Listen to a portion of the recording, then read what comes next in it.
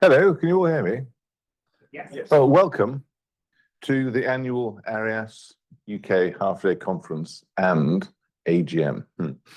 I'm David Scory, the current chair of ARIAS UK. I'm delighted to welcome you to what will be, I hope, an informative, enlightening, possibly entertaining morning, but also one of some importance, given that I think this is the largest attendance in living memory of an ARIAS UK half-day conference. So long may it continue. So thank you very much for coming. I also wish to extend, and people on screens, they are also, wherever they are, welcome. Hello.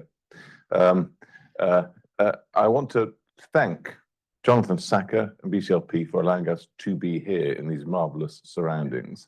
And the most important thing I want to tell you today is if there is a fire, don't panic, go out there, or go out there. And I think that was what I had to say about housekeeping. Now, timings today, we're going to hear from Paul Jaffe in a minute on the new clauses, and me briefly on the new questionnaire. We're going then to have Peter McDonald-Eggers at 10, followed by coffee, and then Sir Bernard and Trevor are doing their double act at 11:15. So, without further ado, Paul Jaffe, stalwart of the ARIAS committee, is going to talk to you about our new clauses. Thank you, David. The clause will be on the screen, but quite illegibly, so Jonathan kindly produced a few copies. Yeah. Only 10 copies. Yeah, it's a lot of sharing ever in the environment. Just to remind you that they exist. So, good morning, and thank you for letting me introduce our new combined arbitration clause. I think I'm only presenting on one clause today, but I just should say, I've been asked to say that I should, that any views that I might express are mine and not necessarily those of my employer Convex. So this is what I wanted to cover today. We're launching a new combined clause. So I'd explore what it is, why we thought it was necessary, and then a bit of compare and contrast with the standard clause and the fast track clause and rules.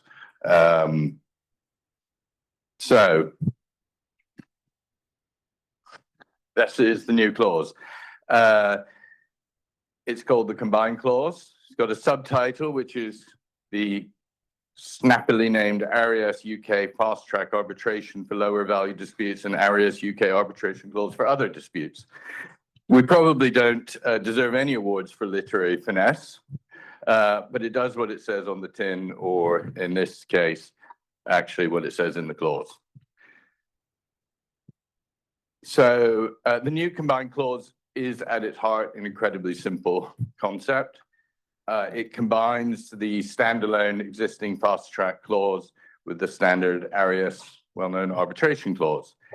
And it provides fast track process and rules to smaller disputes, and there's a default threshold or limit in the clause of $500,000.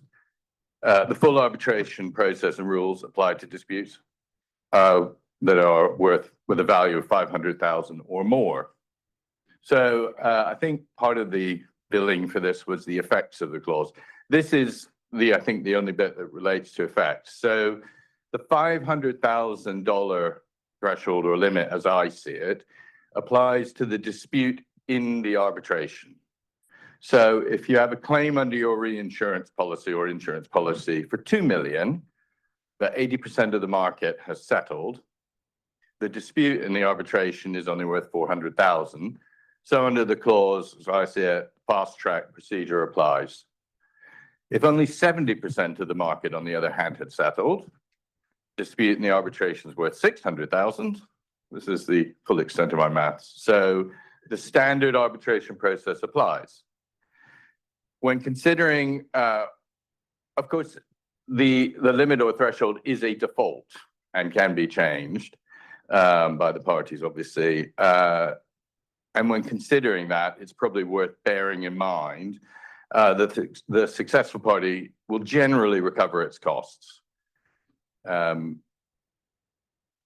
only other thing that we thought was a little bit whizzy was the clause contains a choice of law provision for the arbitration agreement, as well as providing a default choice of law clause for the contract and providing for receipt of the arbitration. And that is a response to the Supreme Court ruling back in 2020 in Enka and Chubb, which emphasized that they are, in fact, different things, the arbitration choice of law and the contract choice of law. And that is, those are indeed separate from the seat. So I think that's being fixed by the 2025 Arbitration Act, but the Act, as I understand it, not yet in force. In any event, it was felt it was probably a good idea to clarify that for the future. So why did we think we needed a new clause? Bearing in mind that both the fast track and the standard clauses have been in existence for some time. So as I see it, until now, the contract would have had to contain one or other arbitration clause, unless the parties had negotiated a bespoke way to combine them. And our understanding, especially from the broking community, is that most parties wanted the standard arbitration process for higher value and complex claims, so they rarely put in the fast track clause.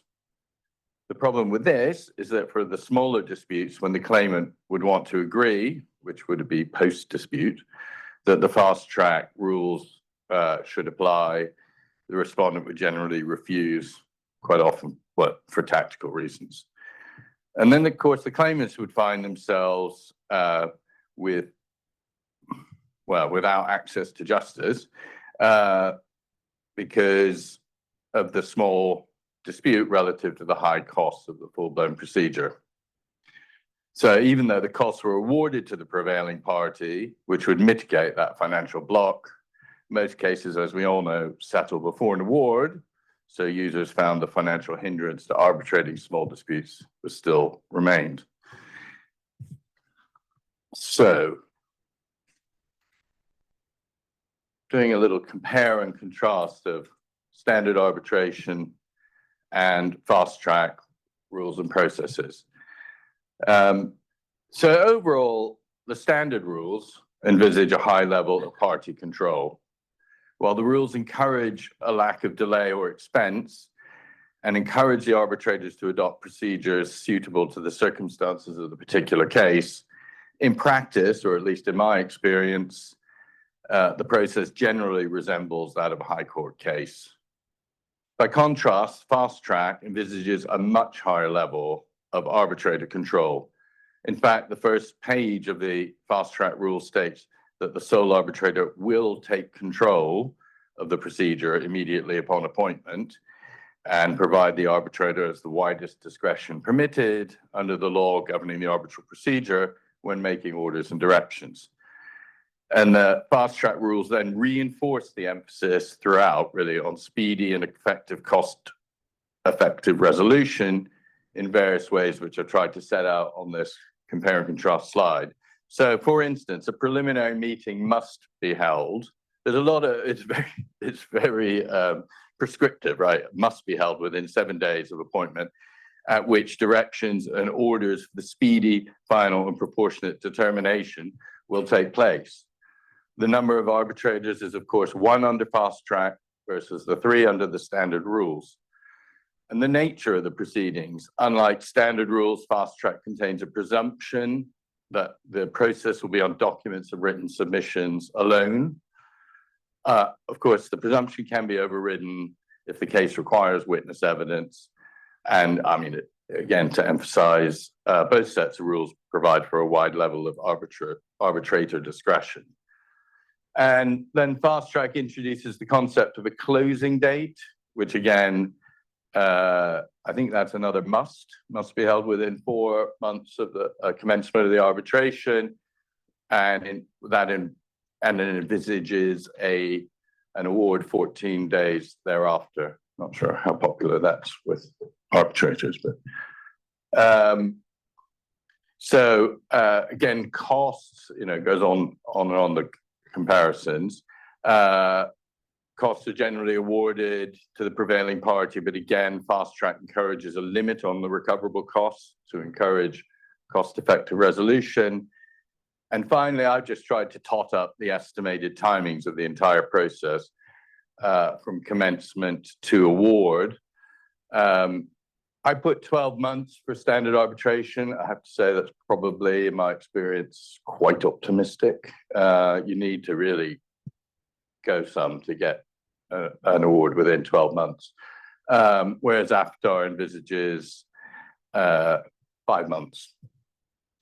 So that's really all I wanted to say, other than we hope this is a useful addition to our suite of clauses and will be taken up by anyone concerned that smaller disputes may not be able to be arbitrated in a cost-effective manner. Do we want to do questions now, or yeah?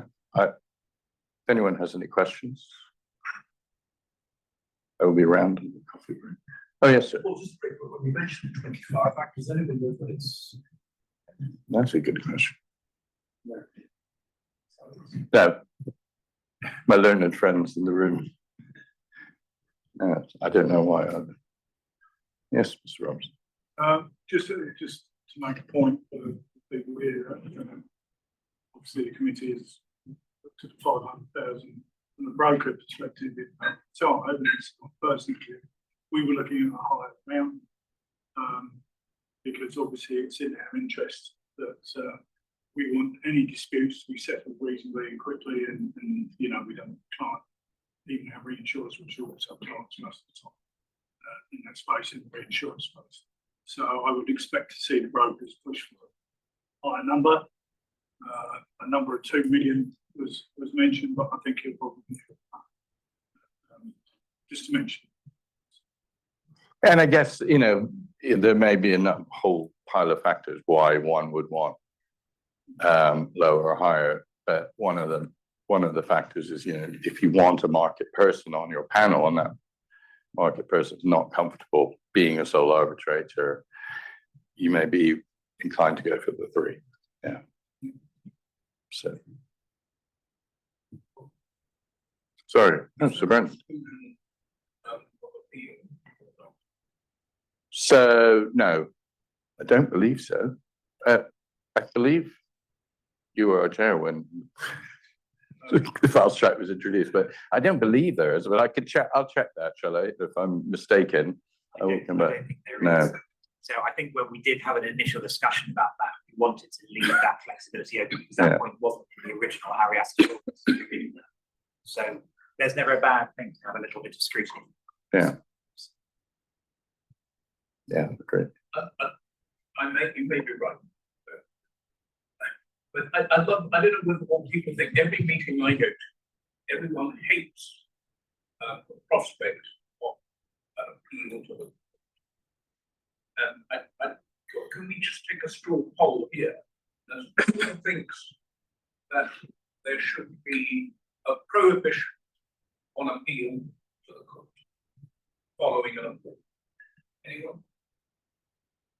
Everyone who's in favour of every other meeting I do. I mean, it's quite interesting in that Unipol case where you had the 2 awards being appealed at the same time. One had to have been wrong, didn't it? Does seem to be the ICC, the LCIA, all the major institutions effectively have an exclusion for right. And that's because of a lot of market research work that they do, and that is supported by the people. Yeah, and I don't know if it's a difference in insurance, reinsurance, where we really do like to see some precedent. I always say insurance and shipping are the big sectors that do not sort of take right. For now. Yes. So, Bernard, you may know, but we did some research a while back, but the number of successful appeals of reinsurance arbitration awards since the 1996 Act is less than 5, probably 3. So I think in a way, that's the control mechanism. The court tends to do what it should do and say, I'm not going to interfere. Very occasionally does it. And that's why I think it's useful to have the opportunity to go to court if there's a view on one side or the other that there's been serious inequality or iniquity or whatever. But I think the control mechanism is the court doesn't often, in fact, almost never intervenes. Not so in shipping and other cases, though. Does intervene. Sorry to be a bit controversial. The thing is, certainly in reinsurance arbitrations. Sorry to be a bit controversial, but certainly in reinsurance arbitrations, which are obviously confidential, everybody knows what's happening, and they can form a precedential point of view, or whether it's worth pursuing further arbitrations. So sometimes the right of appeal in reinsurance is a good way if it's going to have that kind of effect.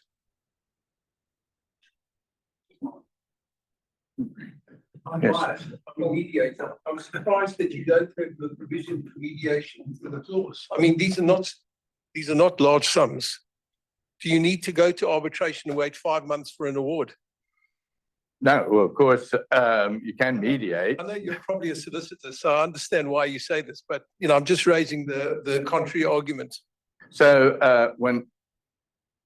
and some people do have a mediation precondition in their clause, arbitration clauses, dispute resolution clauses.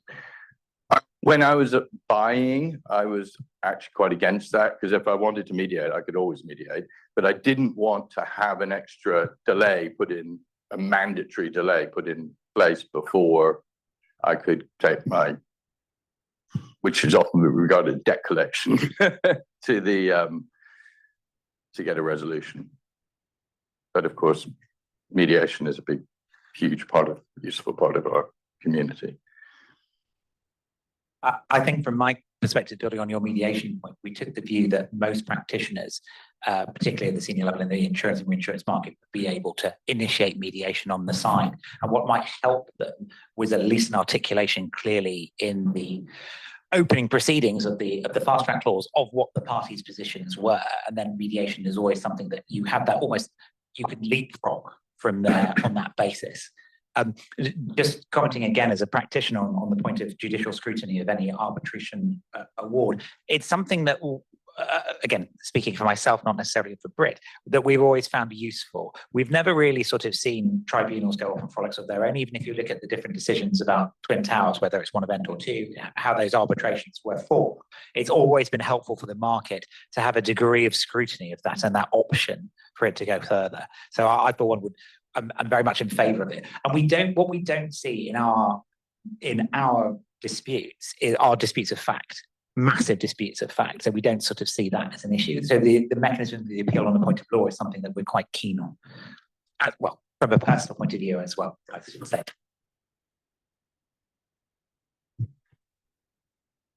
Great. Well, thank you. Thank you very much for listening, participating so much. I'm going to hand over to David, who's going to talk about something we're doing for the users. Something we're doing for the members. I've done the users. Thank you. Thank you very much, Paul. I just want to touch on a arbitrator questionnaire that we have produced for the benefit of arbitrators. It's on the website.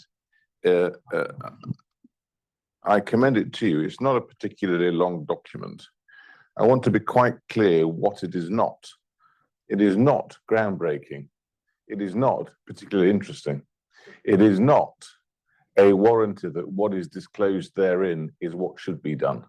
It's just a helpful checklist, because in our experience, what is being disclosed by various individuals is not consistent. And there is a difference between what appointed arbitrators who are lawyers disclose and what is being disclosed by people from the market. And what this is seeking to do is just provide a helpful aid memoir as to the types of issue that you as appointees should think about and disclose, to try and help generate some consistency in the market and expectation as to what is to be disclosed. That's what I wanted to say about the questionnaire. If people, having looked at it, find that it is helpful, but it needs to be tweaked, or we should consider adding a point, then do please email us. We'll be grateful.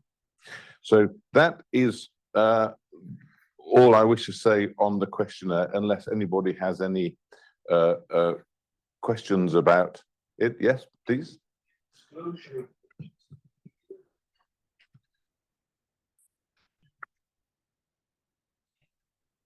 The disclosure provision is 3 years, I think, in terms of prior involvements, relationships. Well, that's in the IBA guidelines, and as much as one might wish to do something else, they tend to be followed. Yeah. Yes, it is 3 years. But do you leave that in the discretion of the arbitrators if there's something material going back, say, 5 years? Yes. And again, views do differ, but purely anecdotally, once one gets beyond 3 years and a day, one needn't disclose that other case.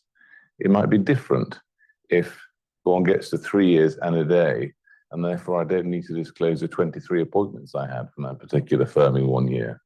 That would be a little bit cute. So that's why there needs to be some flexibility, but it is 3 years. So I commend that to you. Let's see if it works. And now I am going to invite Peter McDonald-Eggers. He is well known to you all. He's a leviathan of the insurance bar. Any wisdom on insurance that he can give us is gratefully received. And he's going to talk to us today about the court's interpretation of the Insurance Act 2015. Peter, thank you very much.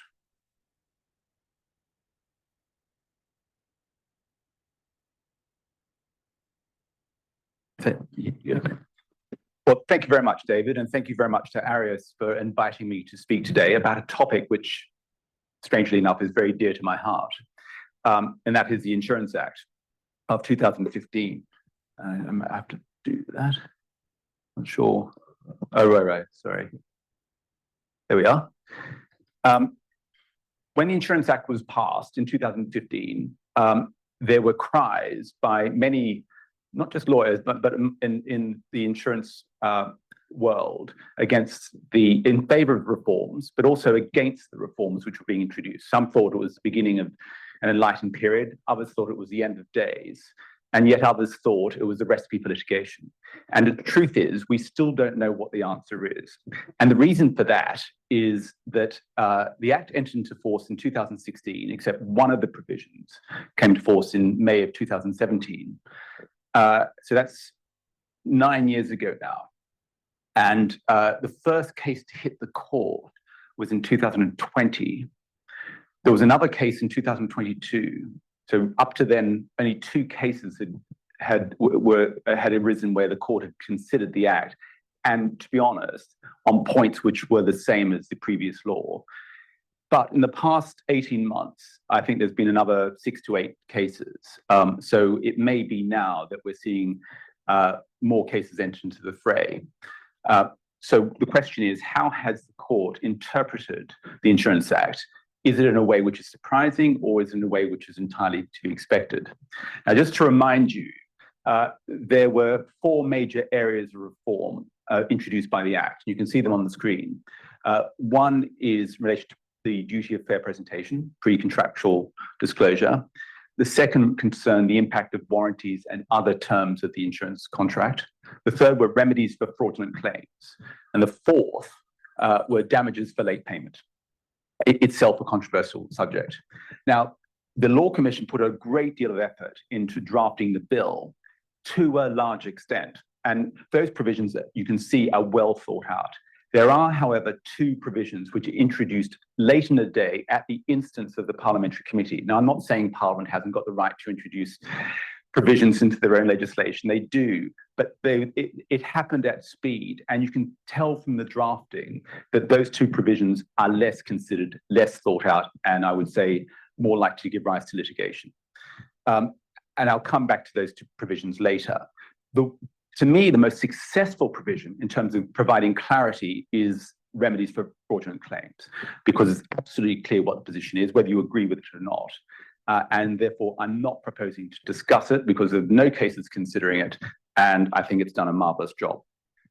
Now, it is worth remembering, oops, we'll get this right one day. It is worth remembering that the purpose of the Act was to make the law more insured friendly and less insurer friendly. That was the purpose of the Act.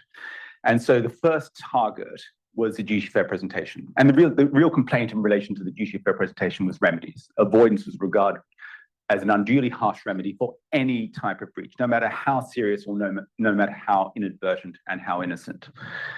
The law has been largely unaffected by the Act. So there's still a duty of disclosure, unlike, for example, in relation to consumer insurances.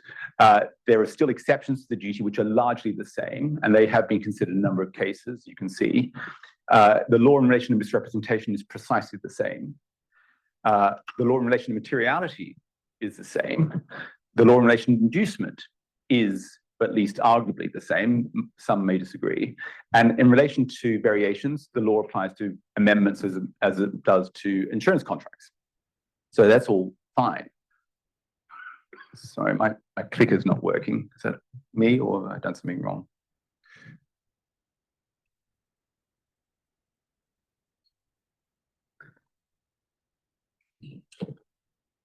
I'm sure I pressed the wrong button. That's good. Thank you. Now, what changes therefore have been brought about to the duty of fair presentation by the Act?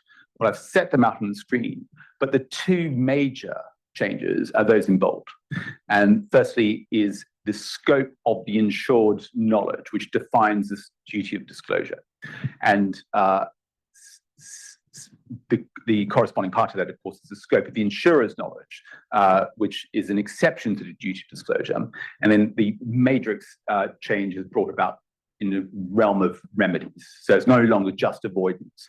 There's a graduated scheme of remedies depending upon different factors. Oh, okay.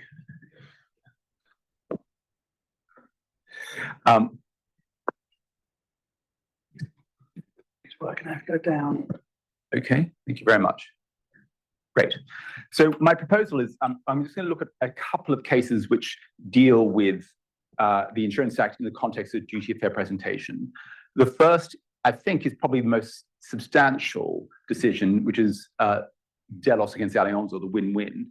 And I'm going to be as neutral about this case as possible because David Walsh, who's I understand is ARIAS' joint head of education, is on the opposite side to me in that case, and we have an appeal coming up in July, and we'll have to see what's said. So I'm going to keep it as neutral as possible. I'm not going to say whether the judge got it right or the judge got it wrong. I'm not appealing. David's appealing. So very simply, what happened was that a ship went to Indonesia. The master essentially parked the ship in Indonesian waters overnight, unbeknown to him, as the judge found, that he was within Indonesian waters. That led to the Indonesian Navy taking control of the ship, arresting the master, prosecuting the master for criminal offense. And overall, what that meant was the ship was there, was not formally released for about 12 months, I think, and actually was released 18 months later. The claim was for a CTL was presented, and the insurers defended the claim on 4 grounds. One ground was that there was an unfair presentation of the risk, in that the assureds, and I'll call them the owners that's too simplistic, but I'll call them the owners, did not disclose the fact that the single ship company which owned the ship which had been lost had been charged but not convicted of a criminal offense, and it was a drug trafficking offense. And this individual, the offense was not related to these ships, it was related to another ship-owning group altogether. This information was known to the director, but it was not known to the owners. And the question arose whether or not the insurers could avoid the insurance contract by reason of that non-disclosure. Now, the court dismissed each ground of defense, including the fair presentation defense. And as I say, the appeal is to be heard in July. The court held that there was no unfair presentation of the risk under the Insurance Act. And it did so essentially for well, essentially for two reasons, I think, or it could be one reason. The first reason is that the information was not within the knowledge of the owners. And there are two aspects to the question of knowledge. One is actual knowledge, and the second is what I call constructive knowledge, what the insured ought to know. Now, as far as actual knowledge is concerned, the new Act lays down a very, I would say, carefully thought out, intricate test as to what counts as actual knowledge of a company. And remember, the owner of the ship in this case was a company, as well as the managers of the ship. And the test for what counts as the actual knowledge of a company includes the knowledge of at least one individual who forms part of the senior management. And you can see in the halfway down the page, the definition of what counts as senior management is that those individuals who play a significant role in the making of decisions about how the insured's activities are to be managed or organized.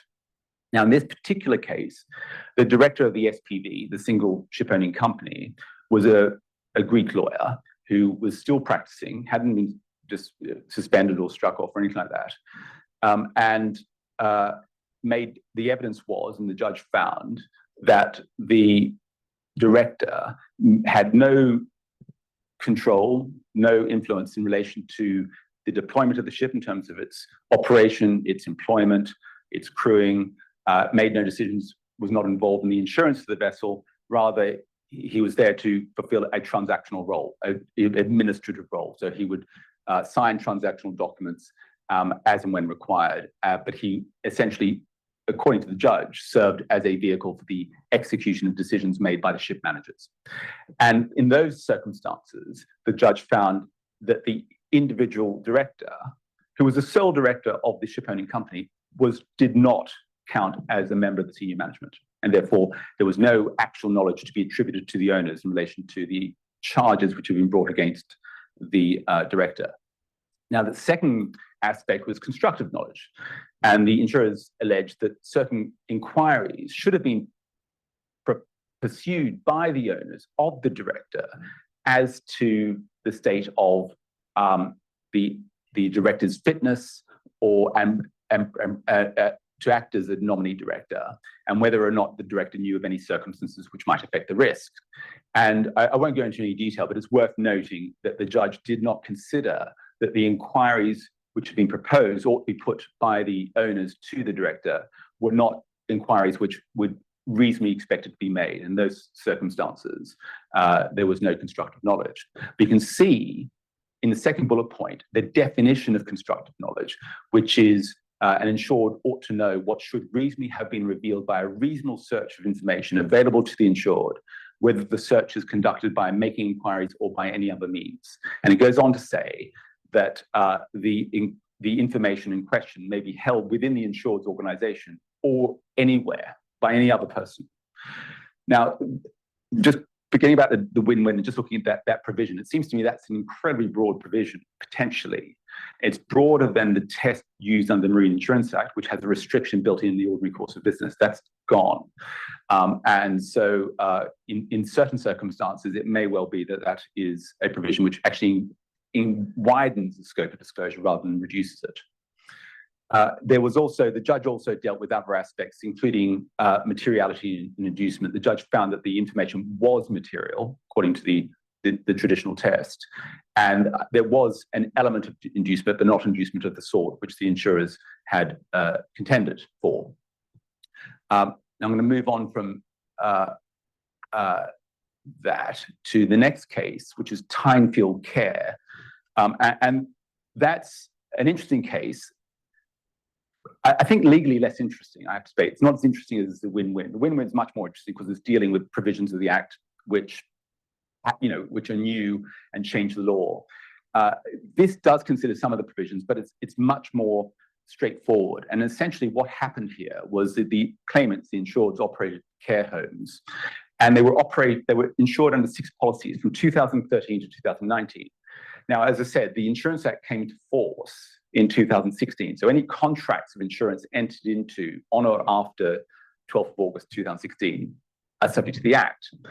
And here there was an allegation against the claimants of a non-disclosure, which I'll explain in a second. But what's interesting, therefore, that 3 of the policies were not subject to the Insurance Act, but 3 of the policies were. So it was almost like an exam question. It was a wonderful opportunity for the court to review the law as it was and as it is. Now, what happened in this particular case?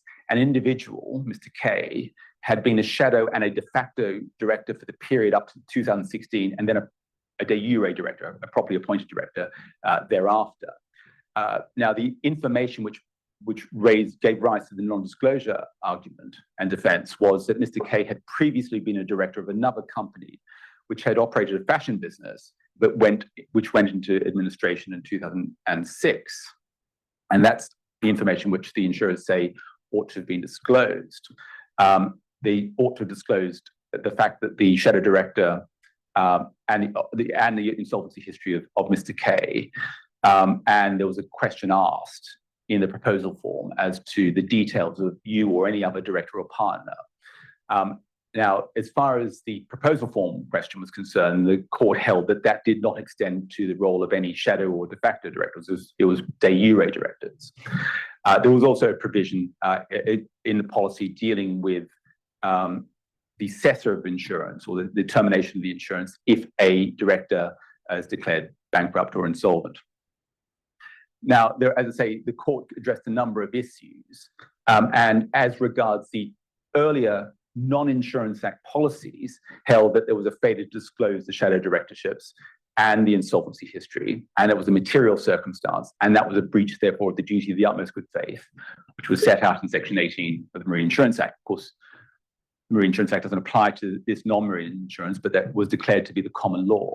And in this respect, it followed the decision of Mr. Percy Casey, who was sitting as a judge in Berkshire Assets against AXA, where the history or there was allegations made against the director was regarded as a material fact to be disclosed. The court also considered whether the proposal for question was a waiver disclosure and said it wasn't. And that there was a very recent decision, actually, of the commercial court in Clarendon against Aviva, where a similar argument was pursued.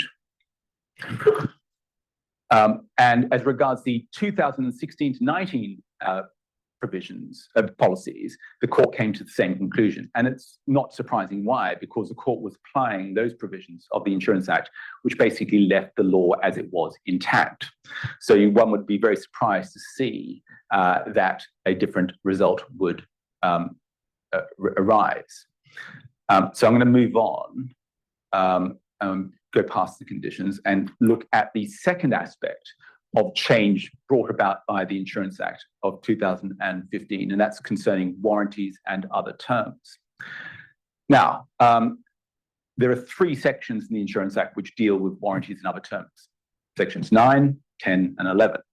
Now, Section 9 is a provision which basically abolishes basis clauses. A basis clause is a clause either in the proposal form or in the policy whose effect is to render any representation in the proposal form, or sometimes even wider, any information provided to the insurer as warranted to be true.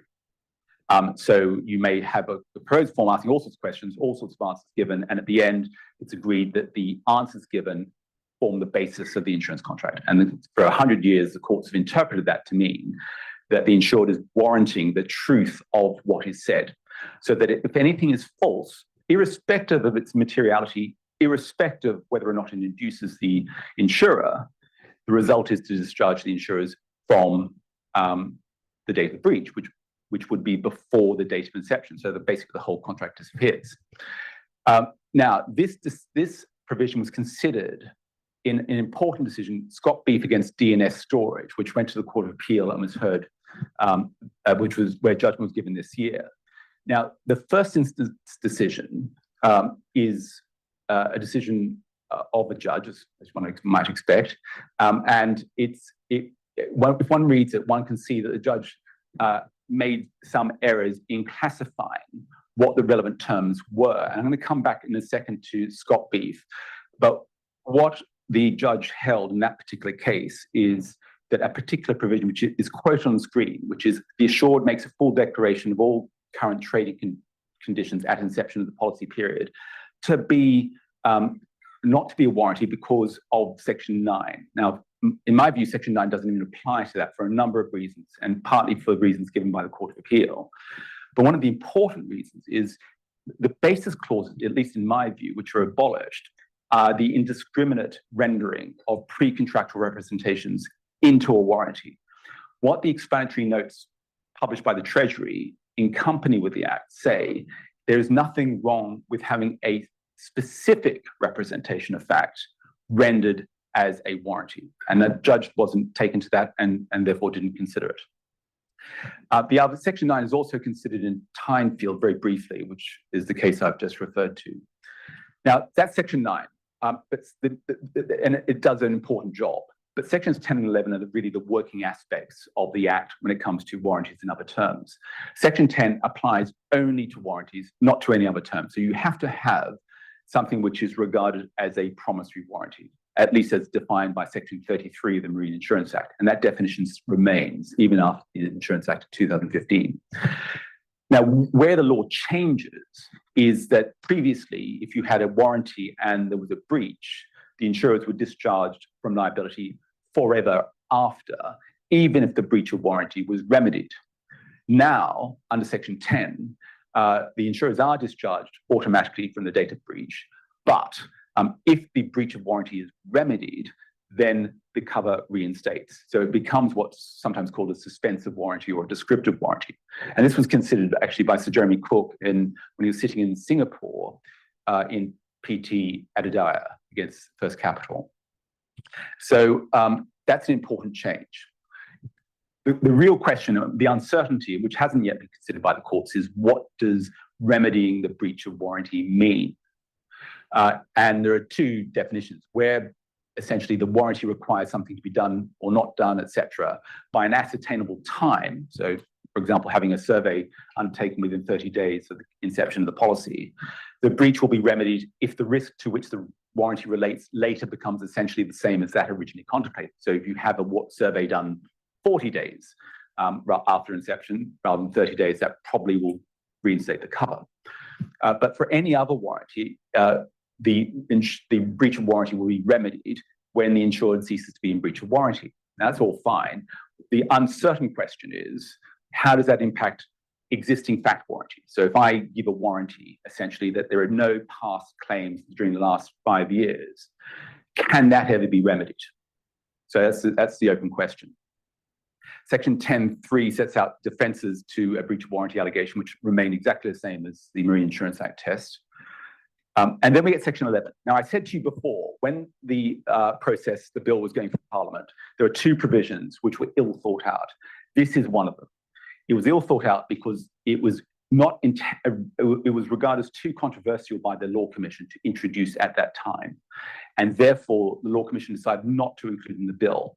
But the Parliamentary Committee, as is their right, decided, no, we think this is a really good idea. So we want something along these lines to deal with it. And this is what we are left with. Now, what's on the screen is not the wording of this section. It's my interpretation of the section, which I think is right. But I think it's going to be a challenge to work out what it means in every case. And essentially, what this means is where the insurer seeks to rely upon a breach of a term of the insurance contract, whether a warranty or a condition precedent or anything else, as a defense to a claim under the policy, whether to extinguish the claim altogether or even to reduce it, then the insurer is not entitled to rely upon that term if three conditions are satisfied. The first is the contractual term must not be a term which defines the risk as a whole. So there's a debate as to whether that would or would not encapsulate all exclusions. I mean, to me, I think it would, if an exclusion would not fall within the scope of Section 11, because I think it does define the risk as a whole, but I think some people disagree with that. The second is that compliance with the term would tend to reduce the risk of loss of a particular kind at a particular location or at a particular time. And so, for example, if you've got a warranty requiring repairs recommended by a surveyor to be undertaken, that would tend to reduce the risk of loss at some point of some kind. But if you've got a premium requiring the payment of, a warranty requiring the payment of a premium within 30 days, it's very hard to see how that would reduce the risk of loss. The third requirement is probably the most important, is the assured must be able to prove that non-compliance, that's the breach which occurred with the term, could not have increased the risk of loss which actually occurred in the circumstances in which it occurred.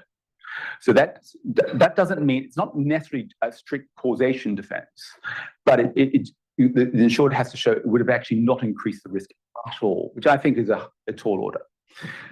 And this provision has been considered in other cases. Now, the first case I want to refer to is Lonham against Scotby. This is an important case because this is where the Court of Appeal had cause to consider the decision made by the judge, where I've already referred you to, where the judge did fall into error, and the Court of Appeal so found.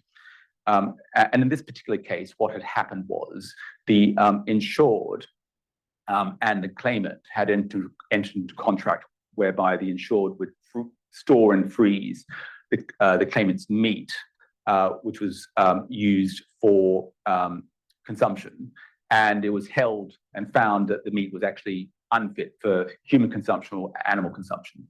Now, the insured was wound up, therefore the claimant brought a direct claim against the insurer under the 2010 Act, which interestingly enough only came into force in August 2016 as well. The court had previously found that the contract between the claimant and the insured did not incorporate the standard industry terms, the FSDF terms. So the issue between the claimant and the insurer, this is a claim under the 2010 Act, was whether the insured had any right to indemnity from the insurer under the policy, having regard to the impact of the Act. Now, the focus of the court's consideration was the duty of the assured clause. And I've already taken to point one, which is the assured makes a full declaration of all current trading conditions at inception of the policy period. And the second is that the assured will trade under those declared terms. And the third is the assured shall take all reasonable steps to ensure that those terms are incorporated into their contracts. There was also a provision which said that the effect of a breach of a condition precedent is that underwriters are entitled to avoid the claim in its entirety, which actually alters the normal impact of a breach of a condition precedent. There we are.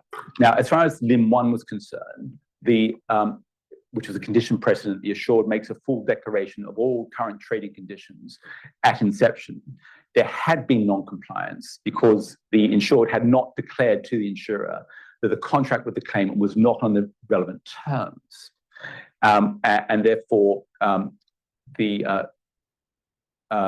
whereas in fact, the insured had declared to the insurer that they were on those terms. Now, the judge held at first instance that this was a representation and therefore a misrepresentation. Remember, this is a condition precedent. The assured makes a full declaration of all trading conditions at inception. So the judge was not considering the actual, what was declared, was merely considering the impact of the condition precedent. And therefore, this representation could not become a warranty by virtue of Section 9. And the second aspect was Lim 3, which was the condition precedent, that the assured shall take all reasonable and practical steps to ensure that their trading conditions are incorporated in all contracts entered into by the assured. Non-compliance of this term existed because the contract between the claimant and the insured was not on the relevant terms. And the judge held a number of things and essentially said that the Lim 3 could be breached even if the FBSDF terms were in fact incorporated, which is a very strange thing to say, I think. But moreover, it wasn't limited to new contracts and relationships. They extended to existing ones, and it required the assured to take reasonable steps to incorporate their trading conditions into the existing contracts. Then held, she considered that Lim 3 was to be considered in the context of a duty of fair presentation. Remember, this is a requirement to take reasonable steps to ensure that the relevant contracts include these particular terms. Lim 3 put the insured in a worse position, and therefore the transparency requirements of the Insurance Act, which requires fair notice to the insured, were not satisfied, and therefore the insurer could not rely upon this provision. Now, the Court of Appeal overturned that judgment, and essentially, in a very, I mean, it's quite a long judgment, most of which is actually concerned with setting out what the Act does and says. But quite concisely, the court says that the judge erred in treating all of the relevant provisions in the duty of assured clause as representations or warranties. The court said they were not pre-contractual representations, but future warranties, and they were unaffected by Section 3 of the Act, which relates to duty of fair presentation, but was instead governed by Sections 9 to 11 of the Act. And therefore, those provisions did not disable the reliance by the insurer on those warranties as a defence to the claim. The court also held that the clause specifying the remedy of avoidance did not alter that position at all. Didn't actually comment on the ability of that provision there. So that's Scott beef. The law was, I think, actually in some uncertainty as a result of the first instance decision, but the Court of Appeal has regularized position in that recent decision. Now, Mock Petro against Argo, I think, David, you were in this one. Yeah. Mock Petro was, again, I think the Insurance Act was considered towards the end. I'm not sure it occupied a dominant part of the proceedings, but it was still considered by the court. And it was essentially, it was a question of whether or not there was cargo damage. And I put the facts on the page, but you will see that essentially there was gasoline was loaded on board a vessel. It comprised various different aspects which were loaded from different shoreside tanks, and they were then mixed on board the vessel to create this new product. And it was certified as complying with the relevant contractual specifications, and it was then on-sold. Now, the vessel arrived at Hodeida. The cargo was found to be off specification, then had to be diverted to Fujairah, where again the cargo was tested and again found to be off specification, and it was ultimately sold. And the relevant tests showed that the cargo blended in its actual proportions would always have had a phase separation temperature substantially in excess of what was required, meaning it was always going to be off specification. Now, it was insured under an all-risk marine policy, incorporating the ICCA term, so all-risk cover. And the cover was short tank to short tank, as the insurer reinsured the cargo with the defendant on back-to-back terms. A declaration was made in relation to the cargo with an agreed value of $7 million, and a claim was made for an indemnity.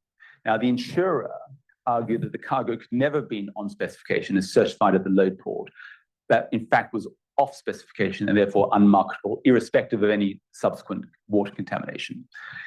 And therefore, the court in those circumstances accepted the argument and said that the insured could not discharge the burden of proof that the cargo was in the condition as certified at the load port.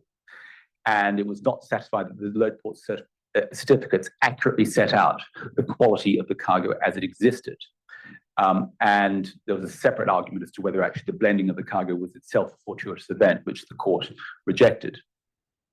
Now, where it becomes relevant for the Insurance Act purposes is the survey warranty in the policy, which essentially required a survey to be carried out at the load port, including a certification of the shore tanks and the pipelines between the vessel and the shore tanks.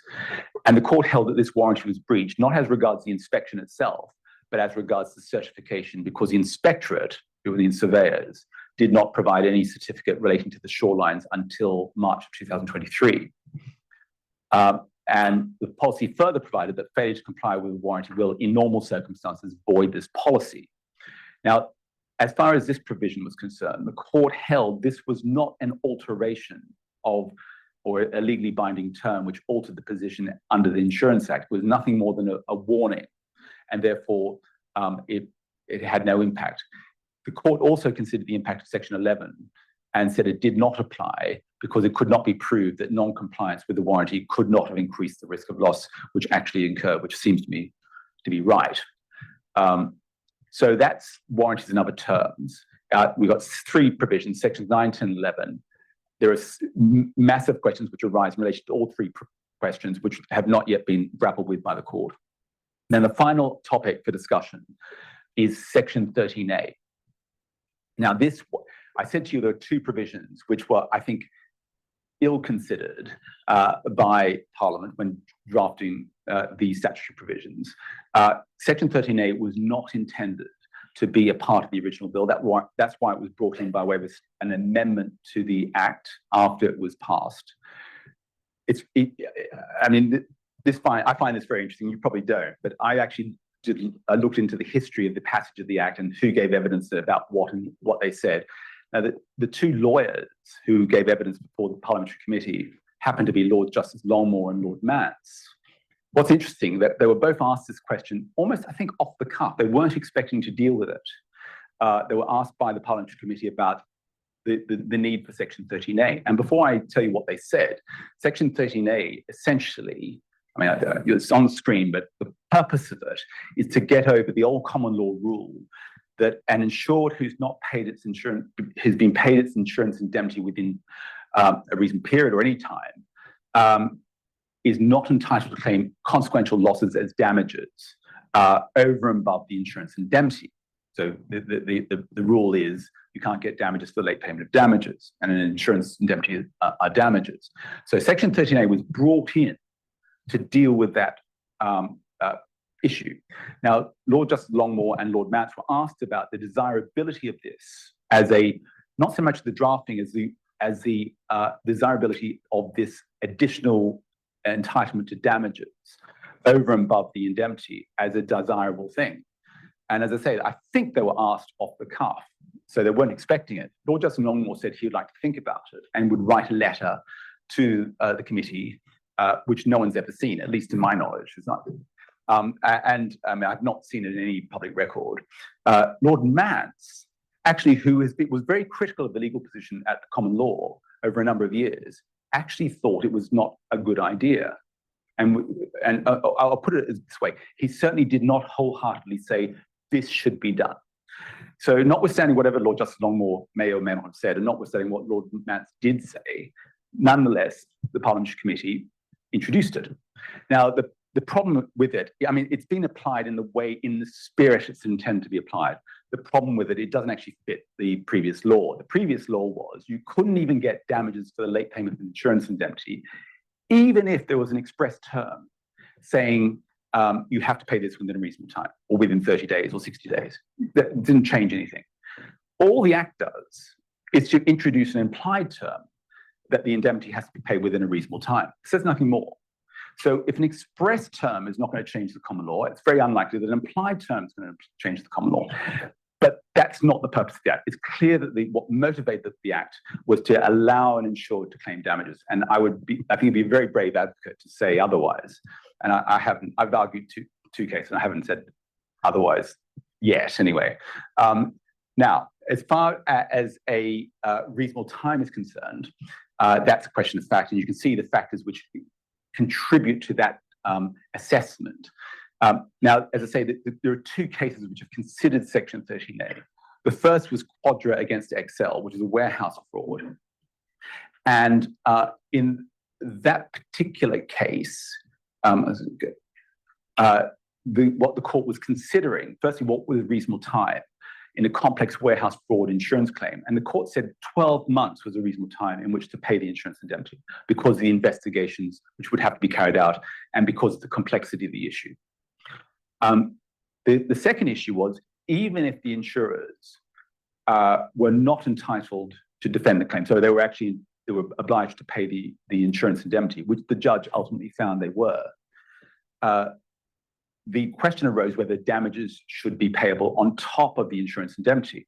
Now, Section 13A(4) has a defense which basically says if the insurer have reasonable grounds for disputing the claim, that will operate as a defense to any claim for breach of the implied term by way of, in terms of a claim for damages. And in this case, the court held that even though the insurer's defense did not succeed, there were reasonable grounds for contesting the claim. And therefore, the breach of the implied term claim did not get off the ground. And I think that's what was intended by the Act, but it wasn't absolutely clear because of the drafting. But that's what the judge found, and I think no one would dispute that nowadays. Oops. Now I've missed something. Oh, yes. The second case, which did consider it, was the win-win, where claims made by the insured again for a breach of section 13A implied term, but the judge dismissed that as well. But the judge did raise the question, is an entitlement to damages limited to conduct prior to the issue of proceedings or not? And that gives rise to very interesting questions, particularly in marine insurance, where often proceedings can be issued immediately after a casualty for a number of tactical reasons. But that the judge did, I don't think, resolve that question on that particular occasion. But in that case, the claim was denied as well. So we've got two cases considering Section 13A, and in neither case has a claim been successful. We'll have to see whether or not it will be relied upon in the future. Now, that's all I want to say about the Insurance Act. There have been a number of cases, I think 6 or 8 in the last 18 months. I think 2 are very significant. One is the win-win, which is, I'd say, going to appeal in July, and the other is the Scott Beef decision, which does clarify the operation of the Act to some extent anyway. The others, I think, are less controversial, but and the only other decision which I think is of great assistance is the Quadro decision, which explains the impact of Section 13A. So with that, you will see that I don't know if you've enjoyed it, but I thoroughly enjoy giving this talk. And as I say, it's dear to my heart, and I'm interested to see how it will develop in the future. But I'm here to answer any questions you might have. So let me know.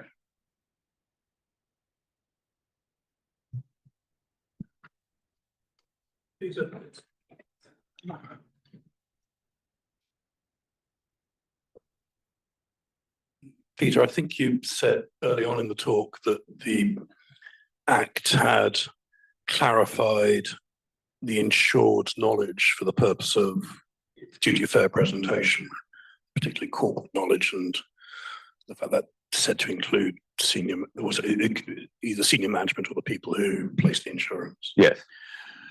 And the Act, I think, expressly says that the Hampshire land principle subsists, so that agents defrauding their principals don't have their knowledge attributed to the Correct. principal.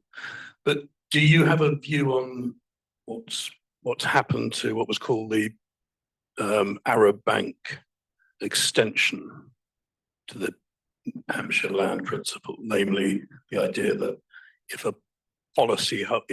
director of the policyholder is defrauding third parties, that the policyholder itself is the secondary victim, and therefore no, there's no. I mean, well, there are certainly other cases dealing with Hampshire land outside the insurance area, which I think reveal that this notion of secondary victims is a tenuous one, because there are a number of academic articles which address this. Because if it is allowed to its full extent, it completely undermines the notion of vicarious liability for the fraud of an agent or an employee. But nothing which is, I think, resolved the secondary victim analysis at all. To me, I'm a bit of a purist. I think Hampshire land really it does apply where the objective of the agent or the employee is to defraud its principal or its employer, not anyone else.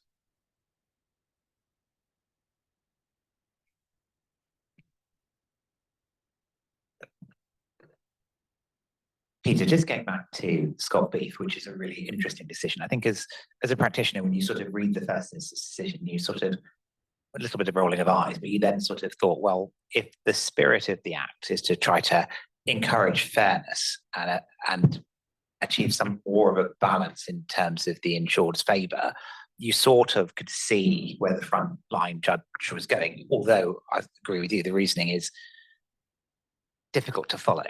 But when you look at the Court of Appeal decision, do you think the Court of Appeal has gone too far? And do you think we might have a decision that tries to sort of marry the two later? Or do you think the Court of Appeal are right?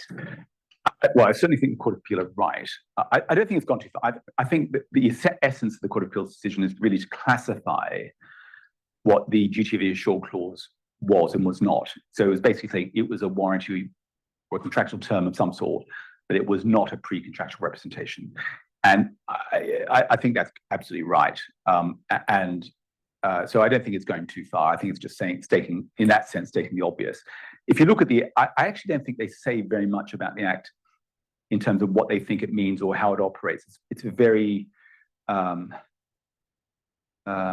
the word? Clinical approach, and that could be part. And forgive me, because I'm not obviously disparaging the work of the Court of Appeal, but this was a TCC decision, and it went on appeal, and it had 2 TCC Lord Justices on the appeal court. There were no commercial court justices or Lord Justices on the in the Court of Appeal.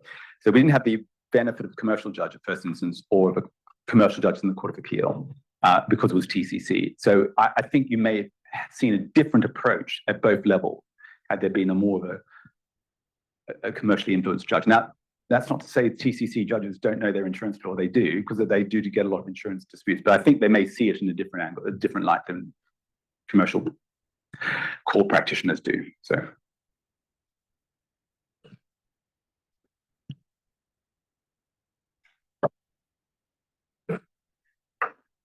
Or just sort of one final observation again from sort of the coalface. When the Act came in, we were expecting an awful lot of activity in relation to the duty of fair presentation.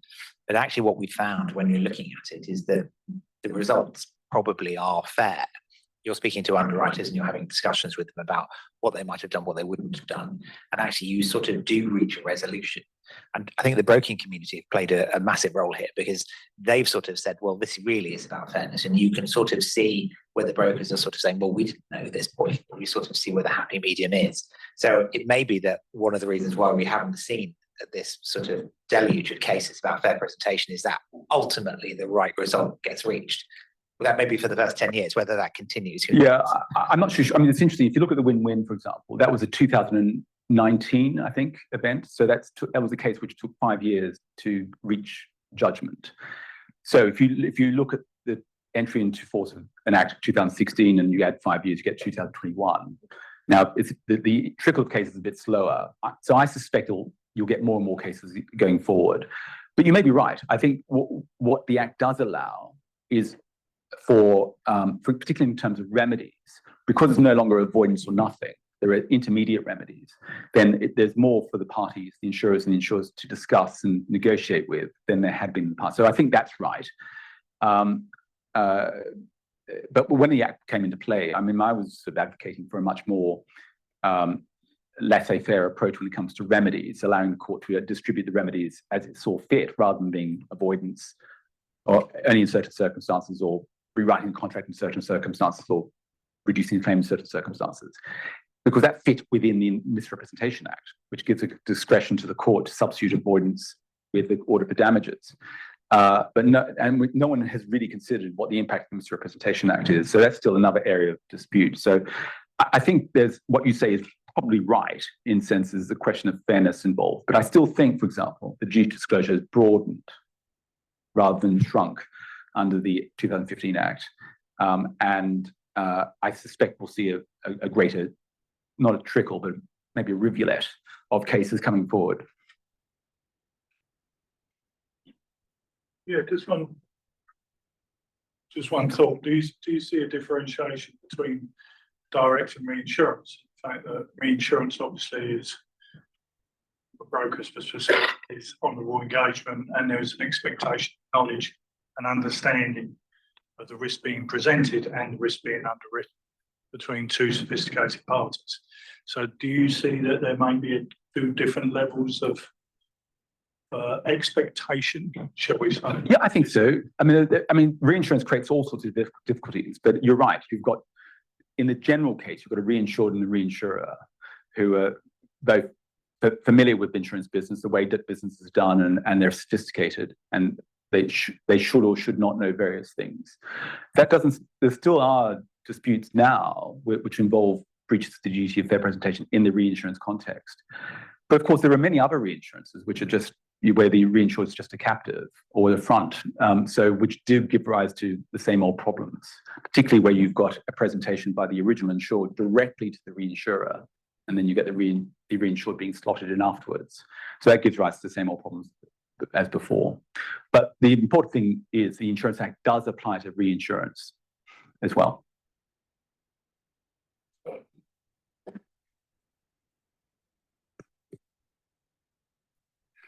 Peter, we're practitioners here, I guess most of the time are concerned with the larger commercial transactions and reinsurance as opposed to insurance.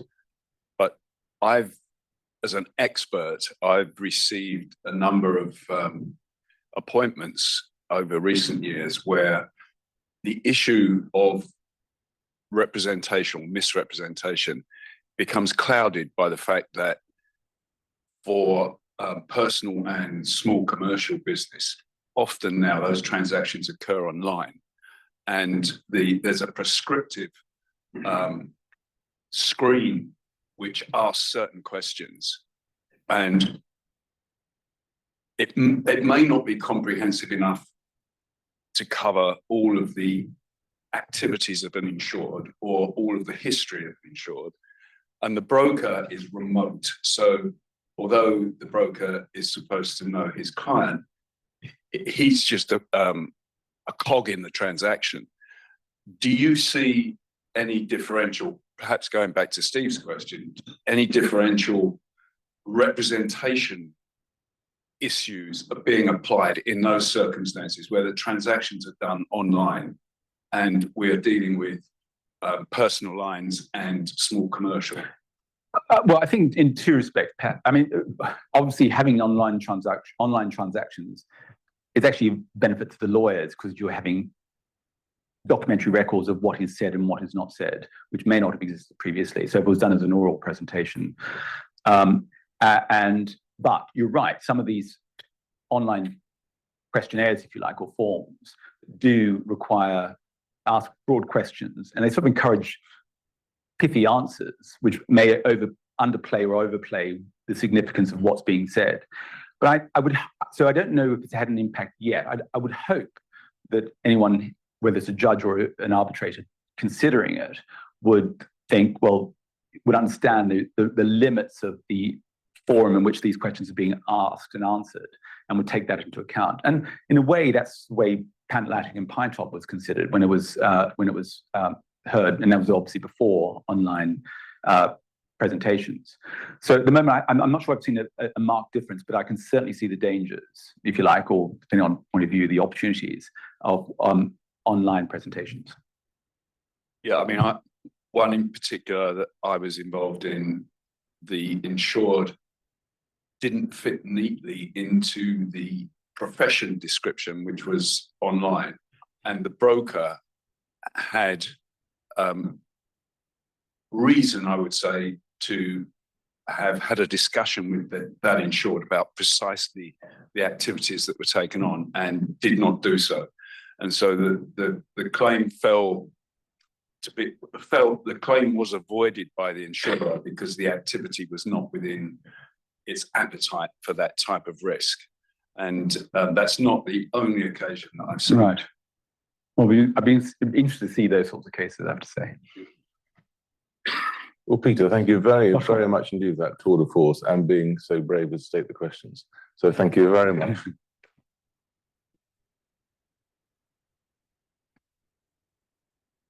Now, we break. There's coffee outside, delicious coffee from BCLP, so drink deep, use the facilities, and back here for 11:15, please. Thank you. We'll just be back here.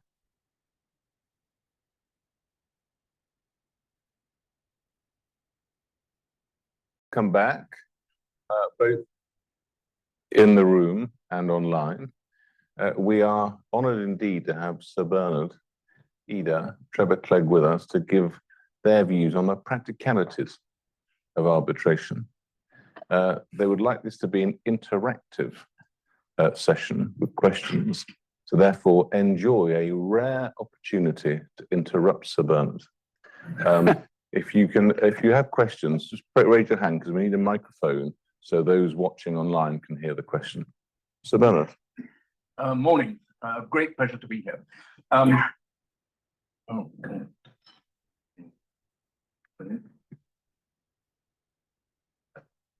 Right. A great pleasure to be here, and with Trevor Clegg. And we, as David said, we're very keen for this to be quite interactive.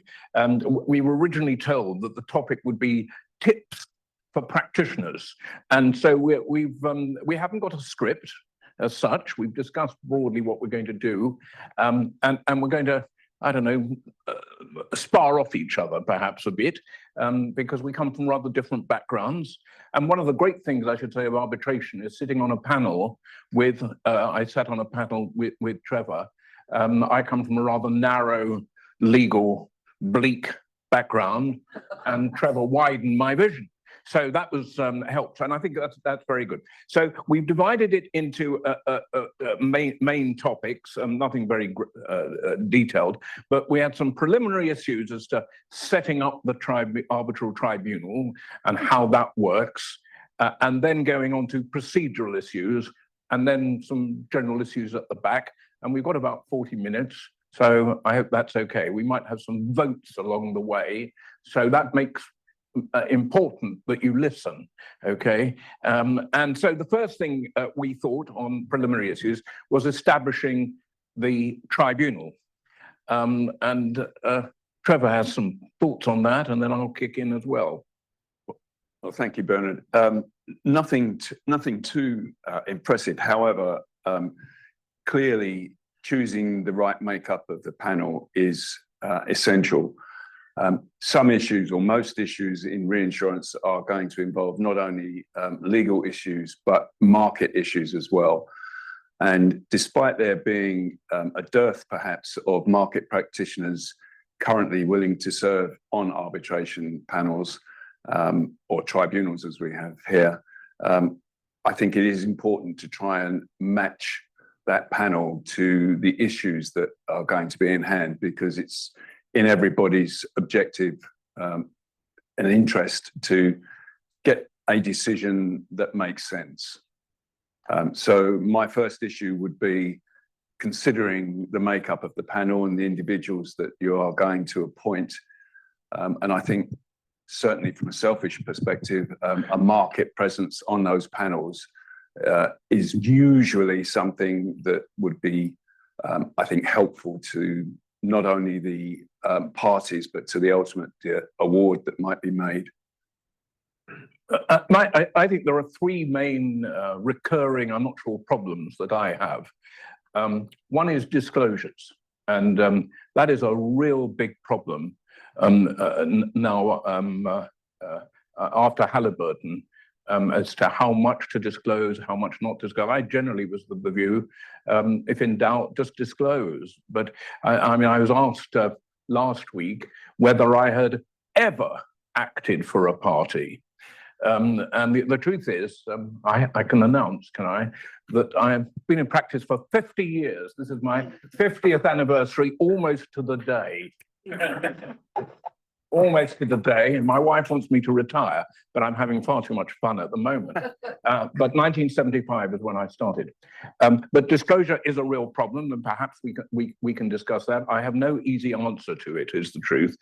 You have not only repeat, particularly in a market like this, of repeat appointments by particular law firms.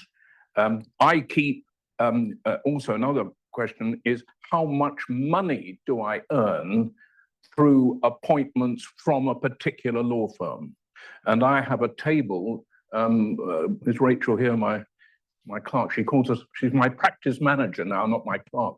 But she can tell you to a percentage, both percentage and actual amounts over the last 3 years and 5 years, exactly how much I've earned from each, not only in individual party, but also a particular law firm.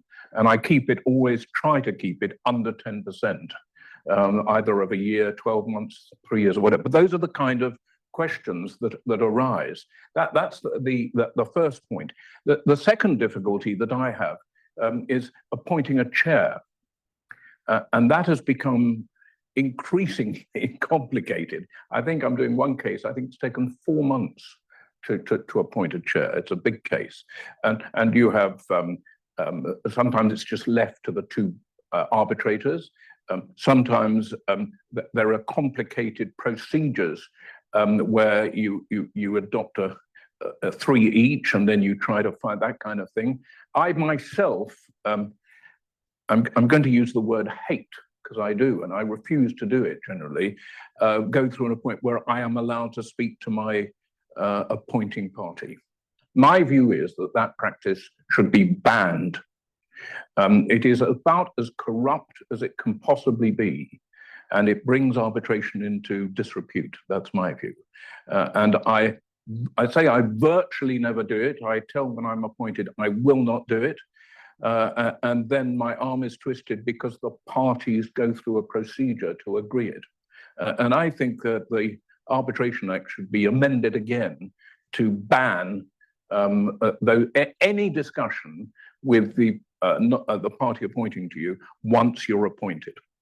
And that's that. The third one, I have real problem, is claims for bias or perception of bias. Where's Jonathan? Jonathan's over there. So there is a reported case, so I can tell you, in New York about me, where I was accused of bias. And I can tell you this because it's not confidential, because there's a judgment, and very quickly so I was appointed. There was an arbitration clause. The arbitrators couldn't agree on the chair, and I was appointed by the nominating authority in the arbitration clause. That's the ICC in New York. The ICC appointed me.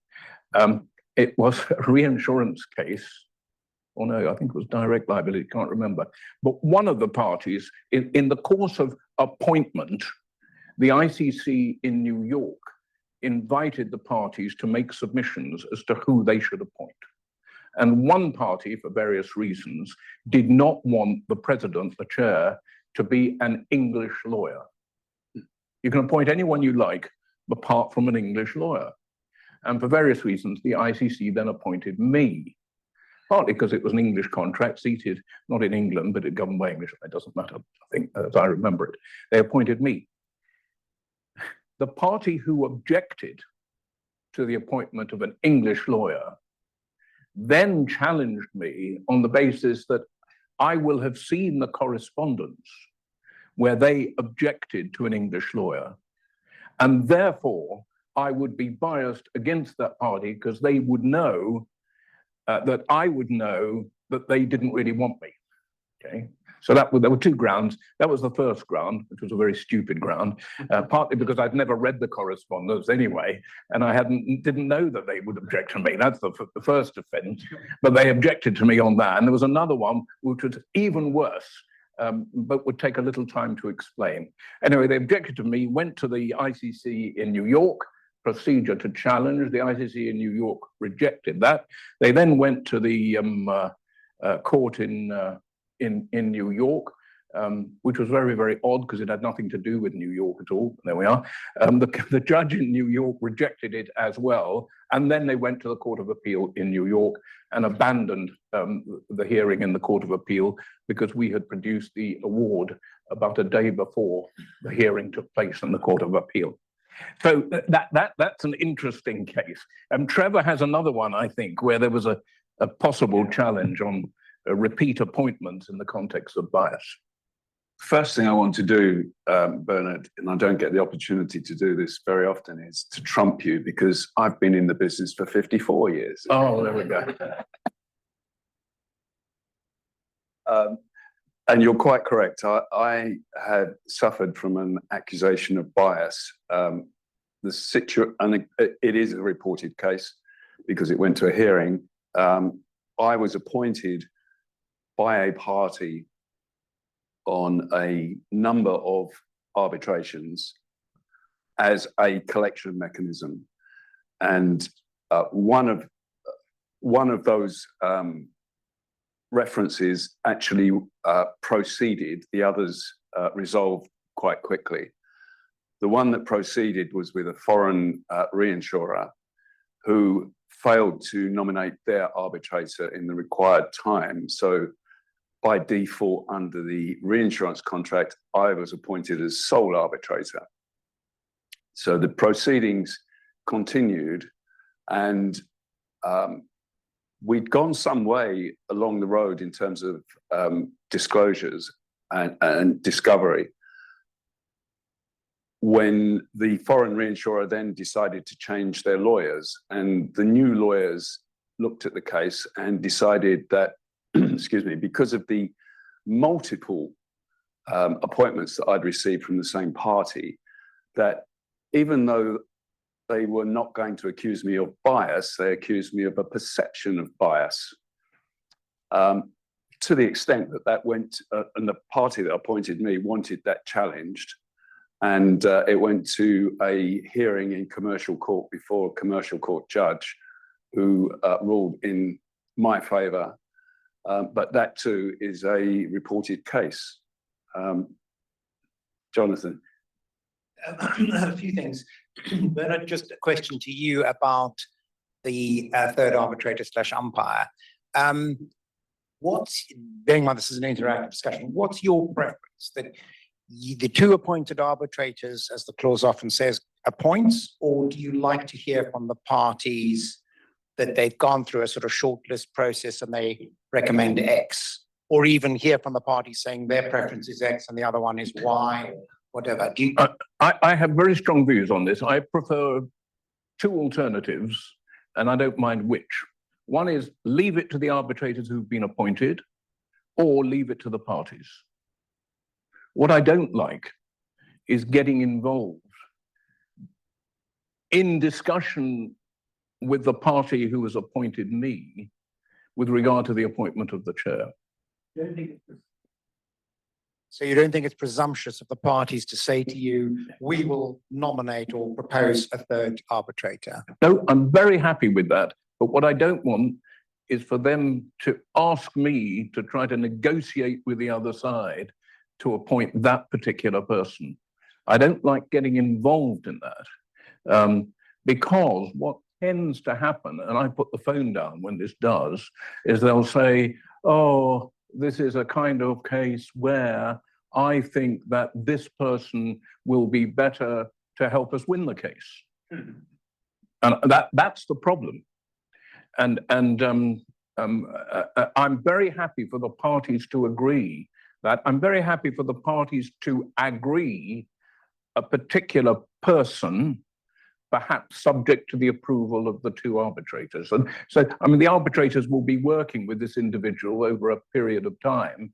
And normally I would agree that it would be sensible that the arbitrators have a good working relationship. They don't want a particular individual foisted on them if, for whatever reason, that person is not someone that they could work with. That I agree. But at the moment, I think arbitration is going the wrong way on this. I have very strong views on this. So I have a question that's come through on the chat, which I'll read you in a moment. But just to go back to Trevor's first point, the market arbitrator point. So as you and I, Trevor, were discussing in the coffee, there are very few market arbitrators who are either available or have the experience. There are a few in this room, obviously. And we had a recent experience of appointing a market arbitrator who had no experience of arbitration and felt very intimidated by the two other lawyers in the room. And so it proved not to have been the best experience. I don't think the other side are here, but anyway. Yeah, Jonathan, when you say the two other people in the room, were they the co-arbitrators? Yeah, yes, both, I'm both sorry. lawyers, yeah. The question on the chat is, do the speakers agree that the optimum tribunal for a London market reinsurance arbitration would be a KC chair with two party-appointed market practitioners? Yes. That was easy. Trevor? Yeah, I would echo that. I think that's possibly ideal, but I think it's important to have at least one market practitioner. But your point, Jonathan, is right, that there's a very limited choice at the present time. And this, I recall, is something that we discussed last year at the meeting and AGM. I'm not quite sure why there aren't more people interested, like myself, in being available either as an expert witness or an arbitrator. But what we did discuss, I think, last year was the possibility of ARIAS putting together some kind of training for potential arbitrators. And I think that's something that's possibly still on the table. I mean, I got into it by, I was asked to do it, and I thought it sounded a very interesting thing to do. I'd been, as a market participant, I'd been around arbitrations for some years, many years, and I knew, I'd observed it, and I'd been an instructor in litigations and arbitrations, but I'd never actually been either an expert or an arbitrator. And so I just took a deep breath and I did it. And you learn along the way. But that's not, I think, the ideal way of doing it. I think instruction and a training course might appeal to people who are leaving the business on a full-time basis. And that is a way of just leaving without just doing a clean break, because I don't think a clean break from any industry, whether it's our industry as insurers or lawyers, total clean break. Friday, I'm a insurance executive or a lawyer, and then Monday I'm not, and I'm not doing anything more. I think personally, that I've observed amongst peers and colleagues that actually doesn't have a very good effect on individuals physiologically or mentally. I think to be able to continue to be involved in some way, albeit not in a full-time capacity, I think is actually good, and it ought to be attractive to at least a proportion of those who are leaving the business. So if we were to provide some training mechanism, I think that would potentially be a good idea, both from a social perspective and for our business, in maintaining some continuity and availability of market experts. Well, just picking up that point, Trevor, when I was chair, my recollection is we did organise, I think 2, 3, 4, not elaborate, but in the evening, where I came along and some other people I think came along. I see Jonathan. I'm going back 6, 7 years, I think, but and it may be something that ARIAS may want to consider, and we would do I give a lecture on everything you want to know about arbitration in, I think, 2 hours, something like that, and I rattle through it, and or I can do, or not just me, but I'm sure there are lots of other people. So shall we move on to procedural issues, unless there's any further questions? We have got some questions. There are lots of questions. I did have a brief question. You don't have to go into it now. I'm curious about the whole confidentiality thing around arbitration. When they ask you questions about yourself, for example, if they said, how many times have you taken an appointment against B? Could you answer that without breaching confidentiality? No. So how do you answer that question? We have formulated. We have secret words that we have. I mean, so for example, not only that, but if take a case where there's arbitration 1 where I'm appointed by A, and then arbitration B comes along and A wants to appoint me again. Okay, under the IBA guidelines, there's no problem with that in insurance, and you don't have to disclose it. There's a question whether you should or you shouldn't, particularly if the issues are similar, something like that. But the short question is, I will normally look at that and say, or take a view, I can't do it, or there is a conflict. I say there is a conflict. And someone will come back and say, well, what is the conflict? And then there is difficulty, in the sense what you then have to do, before you can do that, you've got to go back to both parties in case A and get permission from them. The trouble with that is both parties in case A will want to know what the case is in case B before they will tell you yes. And the short answer that normally you get to a complete impasse where you can't do case B. And that's not a terrible thing, and it widens the pool of people, and I'm in favor of that. That's not a terrible problem. Say it wasn't that, it was in case you did 15 cases again where Shell was a party in the arbitration, and then you're appointed in a case in which Shell is appointing you. Yes. Do you answer to the question, have you ever been in an arbitration with Shell? Yes. You can say that without Well, breaching I confidentiality. can, it depends at what stage. The short answer is you can't say that without the permission of the party who is appointing you. So if, for example, in that case, you would have, you say to Shell, I'm being appointed, but I would have to tell the people in the new case that I was appointed by Shell because you are telling me that, giving me permission to do that. But we spend, I mean, Rachel isn't here, but we spend an inordinate amount of time making sure that we give proper disclosure without causing problems with your previous appointments, particularly not only in the insurance market, but also in the shipping market, which I do some work. I think we've got to move on because we've got, yes, sir. Just wait for the thing because there are 1,000 people online watching us. I'll be very brief. Basically, the training course thing is key. We've been working very hard as a committee to attract more market people. And I think we've got 4 chief claims officers coming on board, but all of them would like, even though they're exposed to arbitration all the time, they would love a full training course. As part of any interest. Well, speak to the vice chair, and I'm sure he'll organise it. And I'm sure at the bar and solicitors that we can put together a training course over a period of time quite easily, without being a great burden, I think, and really easily. Bernard, just quickly, one other solution might be to adopt what the mediation world does, which every time you go to a mediation, there's always a trainee mediator there. So the extent to which you could have a trainee arbitrator. Right. Well, I think we'll get Marcus involved in that then. Hopefully not. Okay, let's move on, shall we? Can I just ask a question? Yes, well, even though I'm the panel member. You're asking me a question? Well, I'm asking a general question to the room, and that is that earlier David had said that you had to go back 3 years in terms of prior appointments.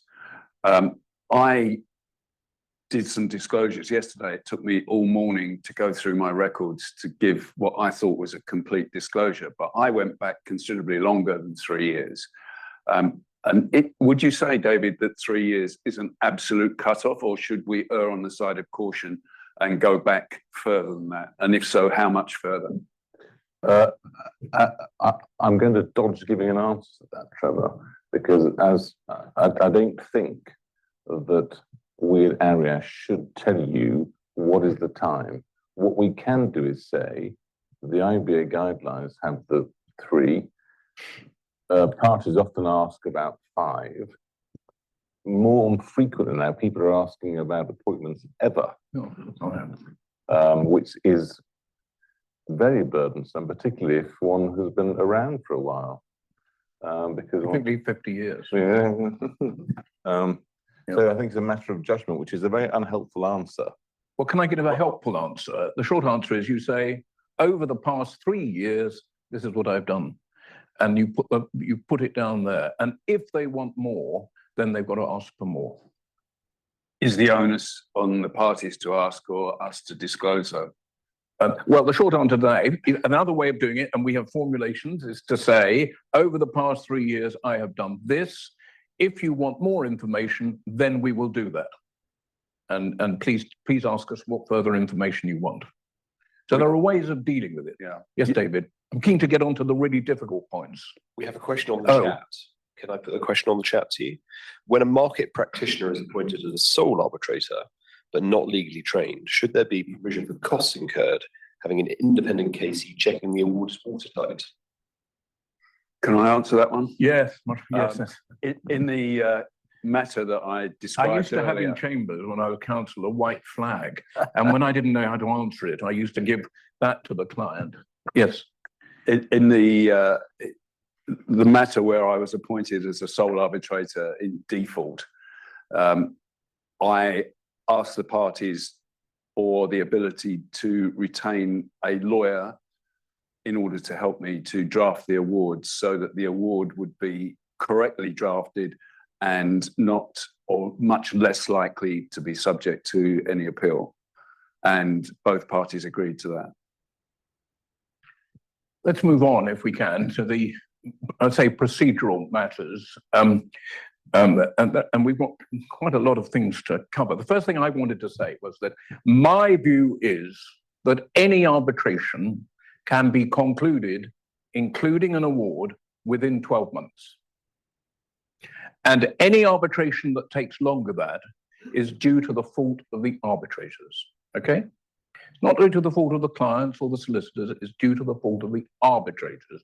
Now, sometimes that doesn't happen. I understand that. And some people die or fall ill, or I understand that, and there shouldn't, I'm not saying there's a rule of law, but that should be the ambition, the aspiration of any arbitrator doing arbitration in London. And if their diary does not allow that period of time to be allocated to the hearing, then either the arbitrator should not take on that case at the beginning, or when it transpires, for example, suddenly the case that you're thinking was 3 days turns out to be 3 weeks and you can't do it, you should offer to resign.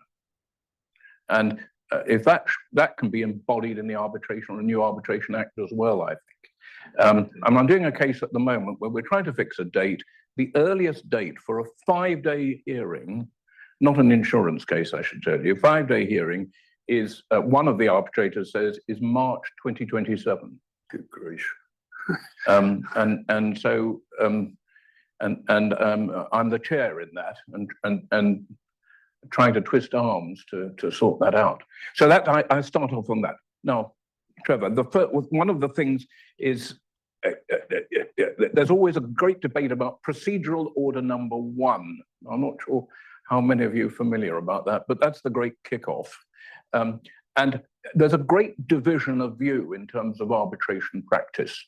On the shipping side, the LMAA side, the general view is you have time periods for serving pleadings. We'll come back to pleadings in a moment, but you don't fix a hearing until a later stage. There are different views. It may be after close of pleadings, it may be after close of disclosure. Whether that's the right approach or not, others may say. The problem with that is that you don't fix the hearing until perhaps 6 months, 6 months into the process, and you've lost 6 months of getting a hearing date. At the other extreme, in most international arbitrations, you start off and you ask the parties, how long is this going to take? And you fix it right at the beginning. You fix a complete timetable, including a hearing.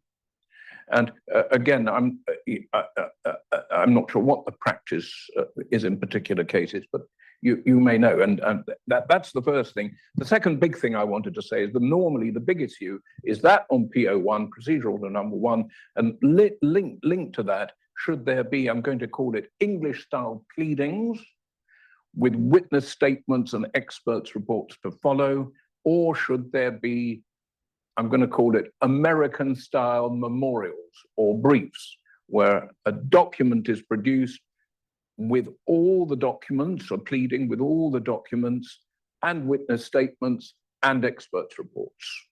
And there are sometimes something in the middle, but those are the two extremes. I don't know what, Trevor, on those 2 points, the fixing of the hearing right at the beginning and whether or not there should be pleadings or memorials are generally the 2 big issues I have right at the beginning. And I have strong views on both, I should tell you. But before I express those views. Well, as a market participant, I like, we talked about this, and I liked your idea, Bernard, that we set the hearing date as our first step, because the experience, I suspect, of everybody in this room is that most arbitrations, if it goes to a hearing, it's going to be closer to or beyond 2 years rather than 1. And one won't happen. One ought to be, I think, the objective at least. So I like the idea that we work backwards and we set the hearing date. And then, from my perspective, it's easier to say to the parties, well, you now have to agree the procedural timetable, and that has to fit in with this hearing date. If it doesn't fit in with this hearing date, you can come back to the tribunal and the tribunal will do it for you. But we expect you to do that as a procedural thing that you're comfortable with. And if the parties have lawyers or counsel that can't fit with that timetable, then perhaps they need to reconsider who they're appointing. Hold on.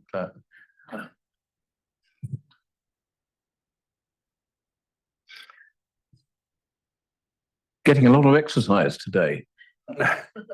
Yes. Bernard was talking about shipping arbitration. I do a fair amount of it.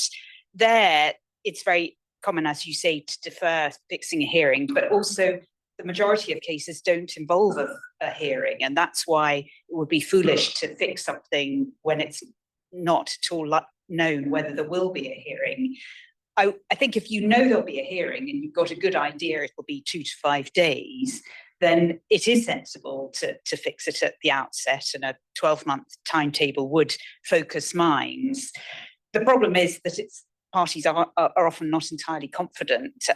For one thing, they may not have got their counsel, and so in that sense, I can see why parties are somewhat reluctant to fix it, but that does make a lot of sense. If you know there's going to be a hearing and it'll be under 5 days, then get it fixed, and then that will prevent drift. Yes, I mean, again, the shipping market is very different, because in the shipping market, a lot of cases kick off, and then because of time limits often, and they kick off and arbitrators are appointed, and then there are negotiations, and nothing can happen for 6 months, a year, or whatever, and the parties are generally content with that. So I completely agree. I mean, I'm not, everything I say is not necessarily right. Everything I say is to be carefully molded to the particular case. But normally, when I'm appointed, I start off by, the first thing I say is, do you think this is likely to go to a hearing? And if it is, do you want the tribunal to fix the hearing now? But you're quite right. Obviously, in the LMAA, the rules contemplate that decision being taken at a much later stage. But can I like a vote. Who is in favor of fixing the date? I mean, let's assume that the likelihood is this is a case involving a large sum of money, which is likely to go to a hearing. Who's in favor of a timetable where you fix the hearing date and you then fix the procedure to fit into that? All ayes? There we are. I see the lawyers don't like it. No, kill the lawyers, I say. What do you say? The lawyers don't like it at all. Yes, sir. Hold on. Otherwise, the people in Wembley Stadium can't hear. It depends on the strength of the panel. I think some of that, because just from experience of done US and UK arbitrations, all the lawyers are going to hate me for this, but basically, whoever's got the weaker case is playing all kinds of shenanigans usually at that point. And when you're trying to set procedural issues and the timetables and everything else, there are various challenges that then come through where that has been attempted. Well, the short answer is that may be right, and it depends on the tribunal. I agree with that. But anyway, I'm just telling you my personal view. My personal view is, I mean, there's a great view. I'm trying to remember the name of it. Hold on a minute. Where a tribunal is wet. What's that called? Disingenuous? No. Sorry? No. Many tribunals, the world will come to me, but many tribunals are concerned about a robust approach, let me say that, because of fear that the courts will overturn a decision on the basis of some kind of serious irregularity, all right? So I did an analysis, and a lot of people say, oh, we can't do this. And, you know, let's say the tribunal says we want a defense submissions within 14 days. And the argument is, oh, we can't do that. The main director's on holiday in Monte Carlo and he's drinking and they can't do that. And the staff aren't available. We want 3 months. Okay. And the tribunal has to consider that. And a robust tribunal may say 14 days or 21 days or something like that. The important question I say always, if you look at the statistics And I have done that. And I've done it between the years 2010 and 2020. In fact, it's an 11-year period. The question is, how many arbitrations were there in England? How many arbitration awards were there in England in that 11-year period? And no one really knows, but it's approximately, I reckon, it's somewhere between 1,000 a year and 2,000 a year. Okay, approximately. So it's about 5,000 to 10,000 over that, approximately, very approximately. How many cases are there where the court said that the arbitrators had acted a serious irregularity? Okay, it's something, I think, and I can't remember the exact, I think it's something under 10. Okay, so the message I give to all tribunals is you've got to be fair. You've got to listen to what they say. There's no doubt at all about that. But there is a strong leaning in favor of robust tribunals. And if you come back to it, my general view is that any case can be done, including an award, within 12 months. That tells you the kind of speed that you should be looking at, I think. There are different views on that, I know, and that's not a golden, it's not a, there are exceptions to that. I understand that. And sometimes you have to split liability and quantum. I understand all of that. And there are other exceptions as well. But that is my aspiration at the beginning of a case, if it can possibly be done. Can I have a follow-up? On the vote, I noticed, Peter, that you didn't favour setting a 12-month timeline. Can I ask what that side of the argument is? Me? Yes. Well, many cases, I don't think, I mean, I agree it's possible to have a number of disputes resolved within 12 months. I think there are some disputes. Hold on, Peter, because, sorry. I think there are a number of disputes which I don't think are possible to do within 12 months. So it could be a complex fraud which takes 4 weeks to hear, with involving large amounts of disclosure, large amounts of witness. I just don't think that can be done in 12 months in most cases. There's the other aspect, which is the availability of counsel and arbitrators. So I appreciate arbitrators, when they take on the employment, may have availability, and they want to fix the hearing straight away, but it doesn't necessarily fit in with the counsel's availability, which is who have been instructed already and may have been instructed some time before then. Just responding to that point, Peter, I think it is for that reason in particular where my own view is that it is in terms of aspiration, these aren't rules. The earlier you fix the hearing, the better. Because like if you leave it like in the LMA until a later stage, you're 6 months perhaps into the process already and 6 months down the line. And if you're then looking at counsel's availability, because you'll have counsel on both sides, solicitors, often everyone forgets solicitors. Solicitors have a life as well. Solicitors, counsel, the 3 members of the tribunal, to try to find even a week where everyone is available is often difficult. And that is why, again, aspirationally, I am very keen always to do it as soon as possible. And equally recognizing that it may be that you get to a stage because of disclosure or the nature of the case, it may be that the week, 2 weeks that you set aside may have to be changed. I don't regard, again, you are always trying to balance matters, that's all. The only other aspect is whether or not the parties are fully au fait with what the issues in dispute will be, which need to be addressed at the hearings. And sometimes that will only be after pleadings as opposed to submissions than before. Having said that, I suspect that if the parties are asked to fix a hearing at the beginning of the reference, they'll probably overestimate rather than underestimate, and the pleadings may refine the disputes, and therefore you can shorten the hearing if necessary. So. Right. But what is really interesting, I do insurance, I do various things, but I think in every ICC case that I have ever done, in every SIAC case in Singapore I've ever done, and in every, I'm going to say it's the LCIA case I've done, so those are institutional cases. I'm not sure every case, I'm going to say every case, there may be exceptions. I think in every case, right at the beginning of the case, we fixed a timetable going through to a hearing with an estimated hearing date.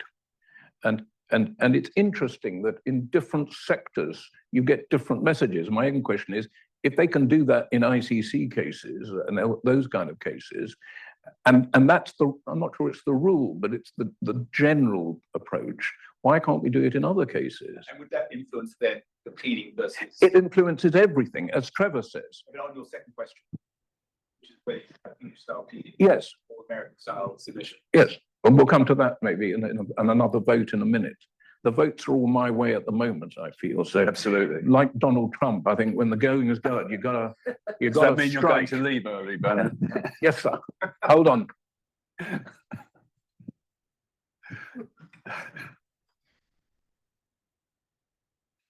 So just looking at the question of timing, let's say the parties are before you and the issues are sort of relatively complicated, and you're looking at, say, a 10-day slot, but you've got a 5-day slot and another 5-day slot. What's your view about splitting it and having a part hearing followed by a break and a part hearing as arbitrators? Okay. I've got strong views, but I'll let Trevor answer. Well, just from a personal perspective, I prefer not to do that because I think depending upon how long the split is, and the split's likely to be a number of weeks rather than days, I suspect. To be conscientious, I think I'd have to go back and redo work or revisit evidence that's already been given so that I'm absolutely fresh. I wouldn't trust my memory on 2 5-day splits to remember in the second 5-day everything that went on in the first 5 days. So I think I personally would not favour that. We have a problem, ladies and gentlemen, and that is it is 12 o'clock. And I've been told by Mr. Scory, press on. Well, anyway, he will tell me when to stop. Okay, I mean, I have strong, well, let me just tell you my views on this. And it involves other things as well. The first thing is, broadly speaking, I agree completely with Trevor. I mean, you've got to have the hearing in one go. That's my view. I did one terrible case that lasted 100 days, spread over 3 years, where one of the arbitrators died, unfortunately, in the middle, and another, my leading counsel, this is when I was counsel, decided to become a judge in the middle, which was not very happy. But my view is you do it in one go. But we're jumping ahead. My strong view in all cases, if I can possibly twist counsel's arm to do it, and that is to have no written closing submissions. All submissions have to be done orally with perhaps a speaking note within the hearing window. And I give parties, generally counsel, I give them a day off to do final submissions. And so you have no written submissions, and when they go out of the door, there's nothing more to do. That's my view. Yes, sir. Hold on. Oh, yes, sir. The new Arbitration Act, of course, contains provisions for the summary disposal of cases. What impact will that have on timetabling and corrections? I don't know is the answer. I haven't done that yet. I was not myself in favour of it. I was very much against the idea. Tribunals have sufficient powers to deal with matters, I use the word not summarily, but relatively quickly anyway. And my view is tribunals, from a philosophical point of view, in a way, the purpose of arbitration is to decide the dispute, not to decide that one party has a strong enough dispute. I think it is intellectually misplaced, I think. But I imagine it will make things go faster. I certainly think that, but I haven't heard. I don't know if anyone else has had yet. I'm not even sure whether the act is yet in force. But so I would anticipate it will go faster, and it will try and persuade arbitrators to be perhaps more robust, as otherwise they might. I was wondering about your view that you would just have closing submissions and get rid of any written evidence. And I think, aren't we in Forgive me, not evidence. oh, sorry. So you have all submissions, all the evidence, and then at the end of the evidence. Sorry. So what I was going to say is, doesn't it seem to favour the English way of doing things? A number of other jurisdictions, if you're talking about international arbitration, are very much favour written for submissions, written closings, post-hearing closings. I know that's good. And what we're doing then is, even in the international sphere, is making it very English-centric. And how do you cope with that if you've got an international panel where you've got, well... Oh, it's I quite like doing easy. it It's quite easy. It's the English way. Quite easy. Quite easy. Generally speaking, you say, I've heard that submission endlessly, and the short answer is, you've agreed an English seat, governed by English law. This is how English arbitration is conducted. If you want to have a different process, go to Paris, go to New York, go to Geneva. And what's always interesting, I think, is this is what the parties want. The lawyers don't want it. The lawyers hate it. I mean, I did a 3-week case, brilliant. A 3-week case. The evidence lasted, 18 days or something like that. We gave them 1 day, and we had 2 days, I think, of final submissions, and they were brilliant. And I have a very strong view, is it Parkinson's law or something like that, where the longer you give people to do things, the more it will become drawn out. The extra point, you will be given on written submissions, you'll be given hundreds of pages. And it's not what arbitration is all about. And I'm going to sound rather grand here. It's not what justice is about. It really isn't. And parties have to realize this, and that's what they want. Well, Bernard, I agree with you that it's much more efficient having everything all at once and having the submissions at the end given orally without gaps to have long written submissions, and it's cheaper because the lawyers spend less time on it. But it is, in a sense, favouring the English position and using counsel who are used to turning these things over within 24 hours. And if parties want to use solicitors to run their advocacy, that's not the way the solicitors' teams work. And are you being fair in adopting a procedure that only works when parties are using the bar? Because the bar is very able to adapt to that, but I think solicitors' teams are less able to adapt to that. And I don't know how you adjust for the fact parties use different representation. Right. Well, I'm going to stick my neck out. I mean, Jonathan's perfectly capable of doing anything that any barrister can do. And let me say this. And let me just. There is no one better in the world, I'm going to say. I hope Wembley Stadium is listening to this.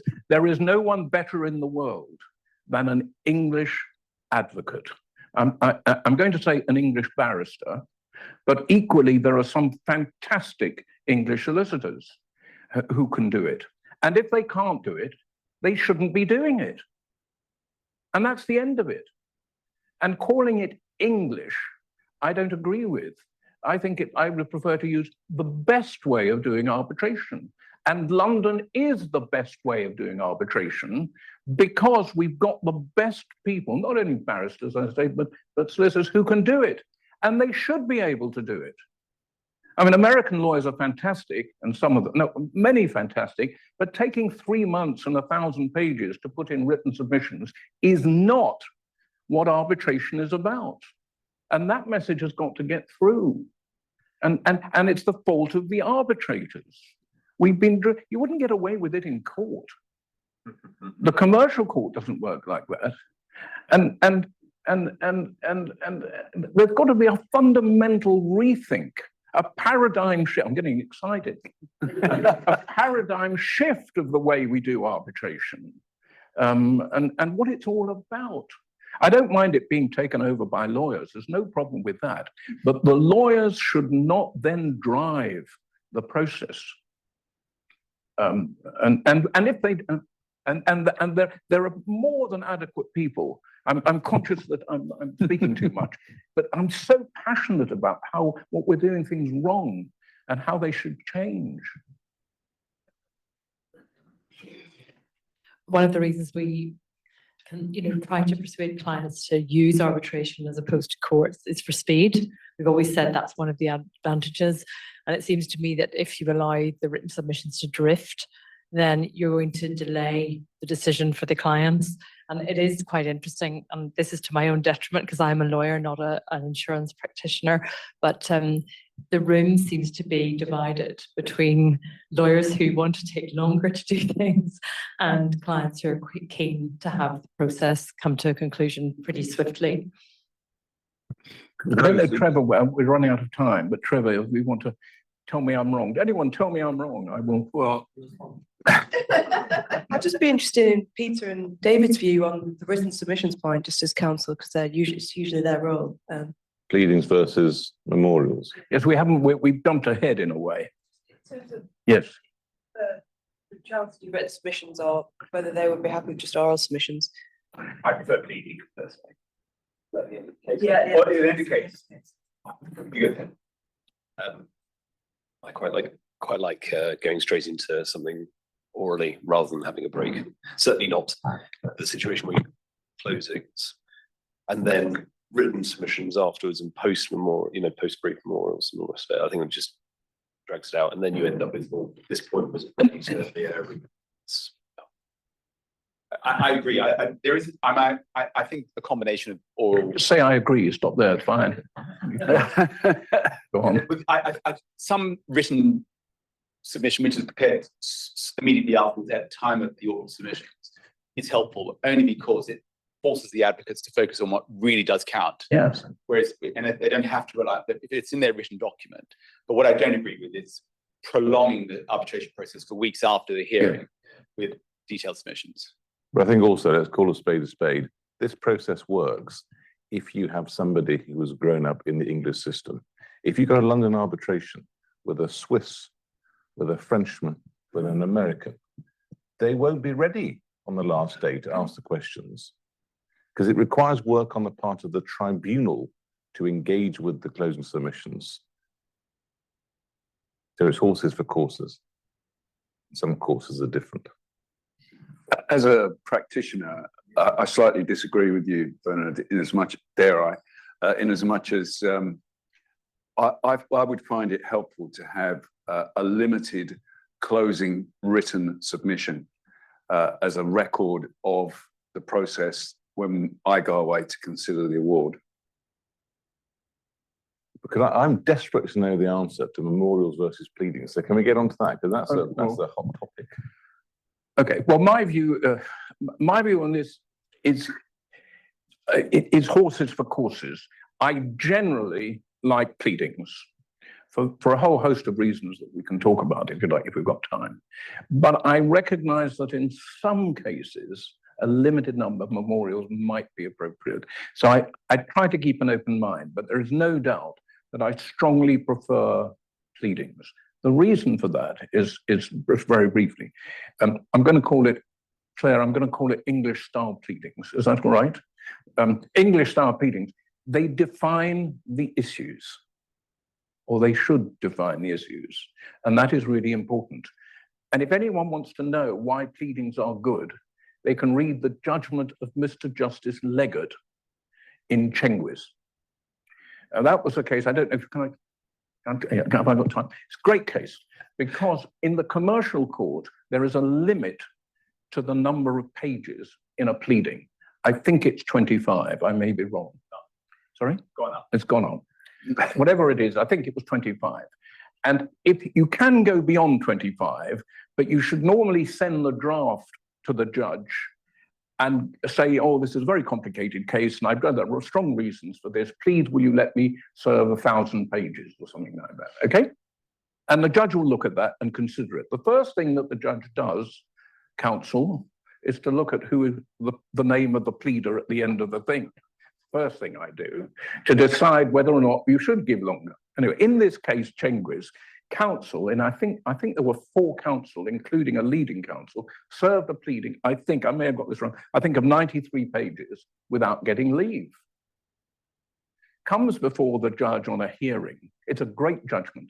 Comes before the judge says, but you've served a pleading, a statement of claim, 93 pages, and you haven't got leave for this. And they try and blah, blah, blah, blah. He says, I think it is right. He sends all counsel off to swear an affidavit, each of them, saying to them, asking them, I think it's 3 questions. 1, if you are a competent counsel, why is it that you served a pleading without getting permission. And if you are not a competent counsel, please say why you're practicing or something like that, and ask 3 specific questions. They come back, all of them, with separate affidavits saying, and I'm exaggerating a little, I was aware of the rule that you can't serve more than, but by the time I finished the pleading, I'd forgotten about the rule.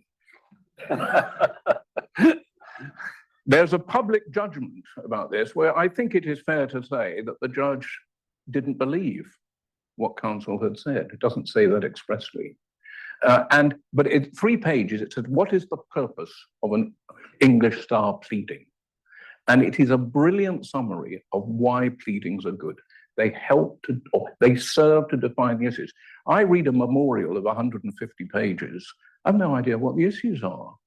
You know, my mother was born in Italy and she married, and you have endless discursive discussion of matters that are absolutely nothing to do with what the tribunal's got to decide. And the other side have to respond to that. Then I get a request for information. Please state why it is relevant, I'm exaggerating, that the mother was born in Italy. You know, all this kind of rubbish.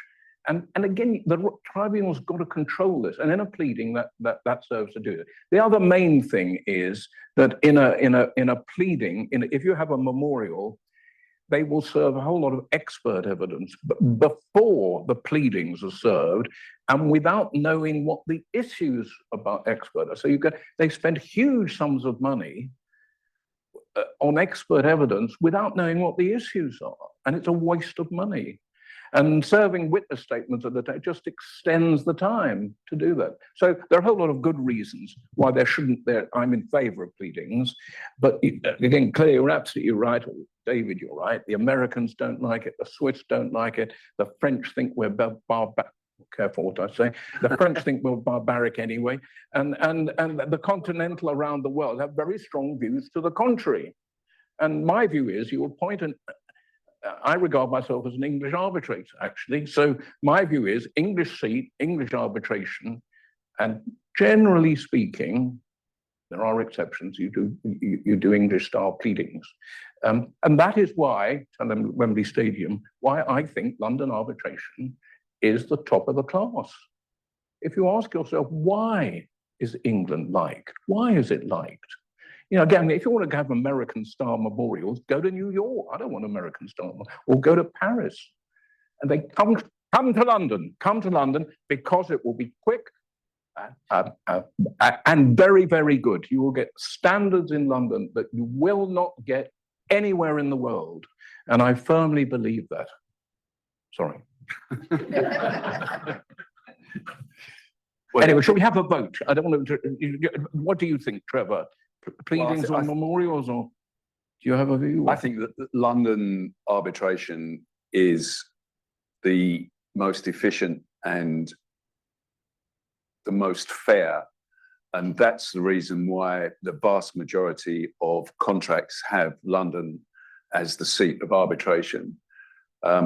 If you're dealing in the Lloyd's market or the London company market with US cedents, then you're going to be brought into the US style of arbitration, which we have to recognize is very different, because in England, we have 3 neutral appointees.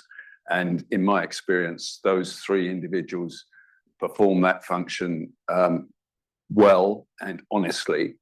Whereas under the US system, you have 2-party appointed arbitrators who are advocates for the appointing party's position, and a supposed neutral, which in my experience often is not a neutral, but there's a bias against London reinsurers and a bias towards US cedents.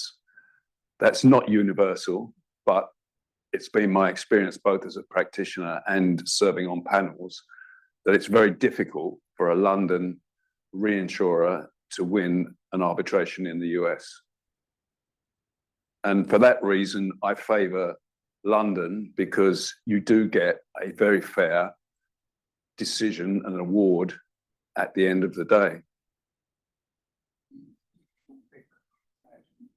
One quick comment. The one problem with pleadings is with market arbitrators who are not used to the style of the pleading or even often understand the pleading.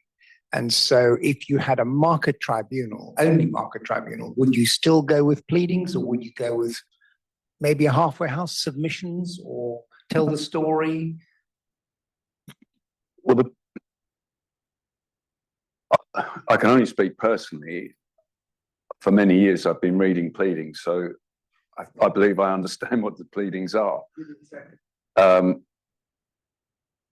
Perhaps if a market arbitrator who has that issue and problem is chosen, they're not the right choice.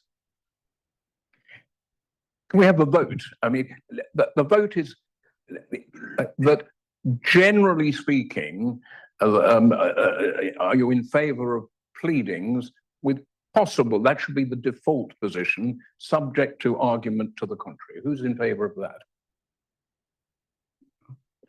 Who is brave enough to say they're not in favor of that? Oh, okay. Sorry? Halfway house? Oh, I don't know halfway house. I don't know whether to turn left or right in a halfway house or top or bottom.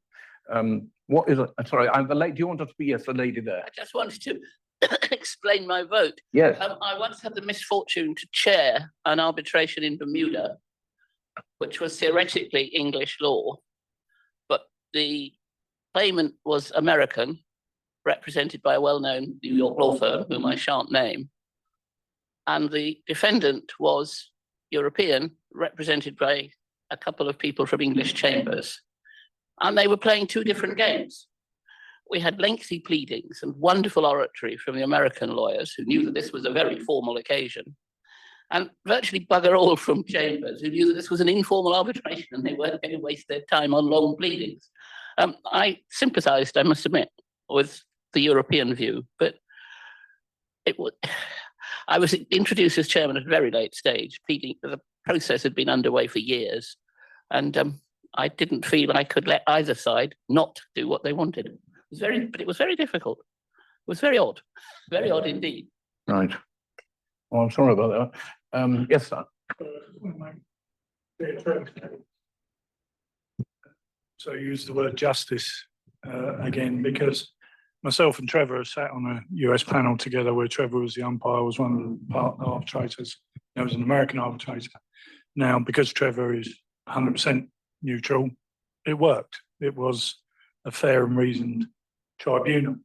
But the amount of cases I've had over 40 years being a carrier, where if I've lost the toss on who the umpire is on an American arbitration, I've settled. Right? That's not justice. I'm not getting where I need to get to. Now, sadly, even though there's a third page to go, we're going to have to bring this to a close because lunch is about to be served. And we have to do the AGM very briefly. So could I ask that with the, no, stay here, Okay. that we thank Sir Bernard and Trevor. Don't let them go because we can keep them captive and carry on this discussion over lunch. But thank you very much. Now, could I now just formally convene the AGM for the members? Could I just state, if you are not a member, ask yourself the searching question, why not? There are forms outside, so do please join. Now, no need to rush those who aren't members, and you'll find out how fascinating this society is. First, you have all been given the minutes of last year. Can I take those as agreed? Yes. Yes. Matters arising first, Alan Bannerdy is now retired as secretary. I'd like to record our thanks to him formally. Yes. Secondly, welcome Laura, who's done a marvellous job as a new secretary. The accounts have been sent to members. Can I take those as approved? Yes. And can we agree to appoint the same auditors for next year? Yes. And can there been the current officers are me, Devinder, Judy Trevor of Liberty, Michael Collins of 20 Essex, Paul Jaffe, Tina Walton, Jonathan Sacker, Paul Burgess, Stephen Robson, Chris Bradder of Guy Carpenter, David Walsh of Essex Court Chambers. No other names put forward for election. Can those people be affirmed in their positions? Yes. Are there any other business? No. Thank you very much. Lunchtime. Well done, David.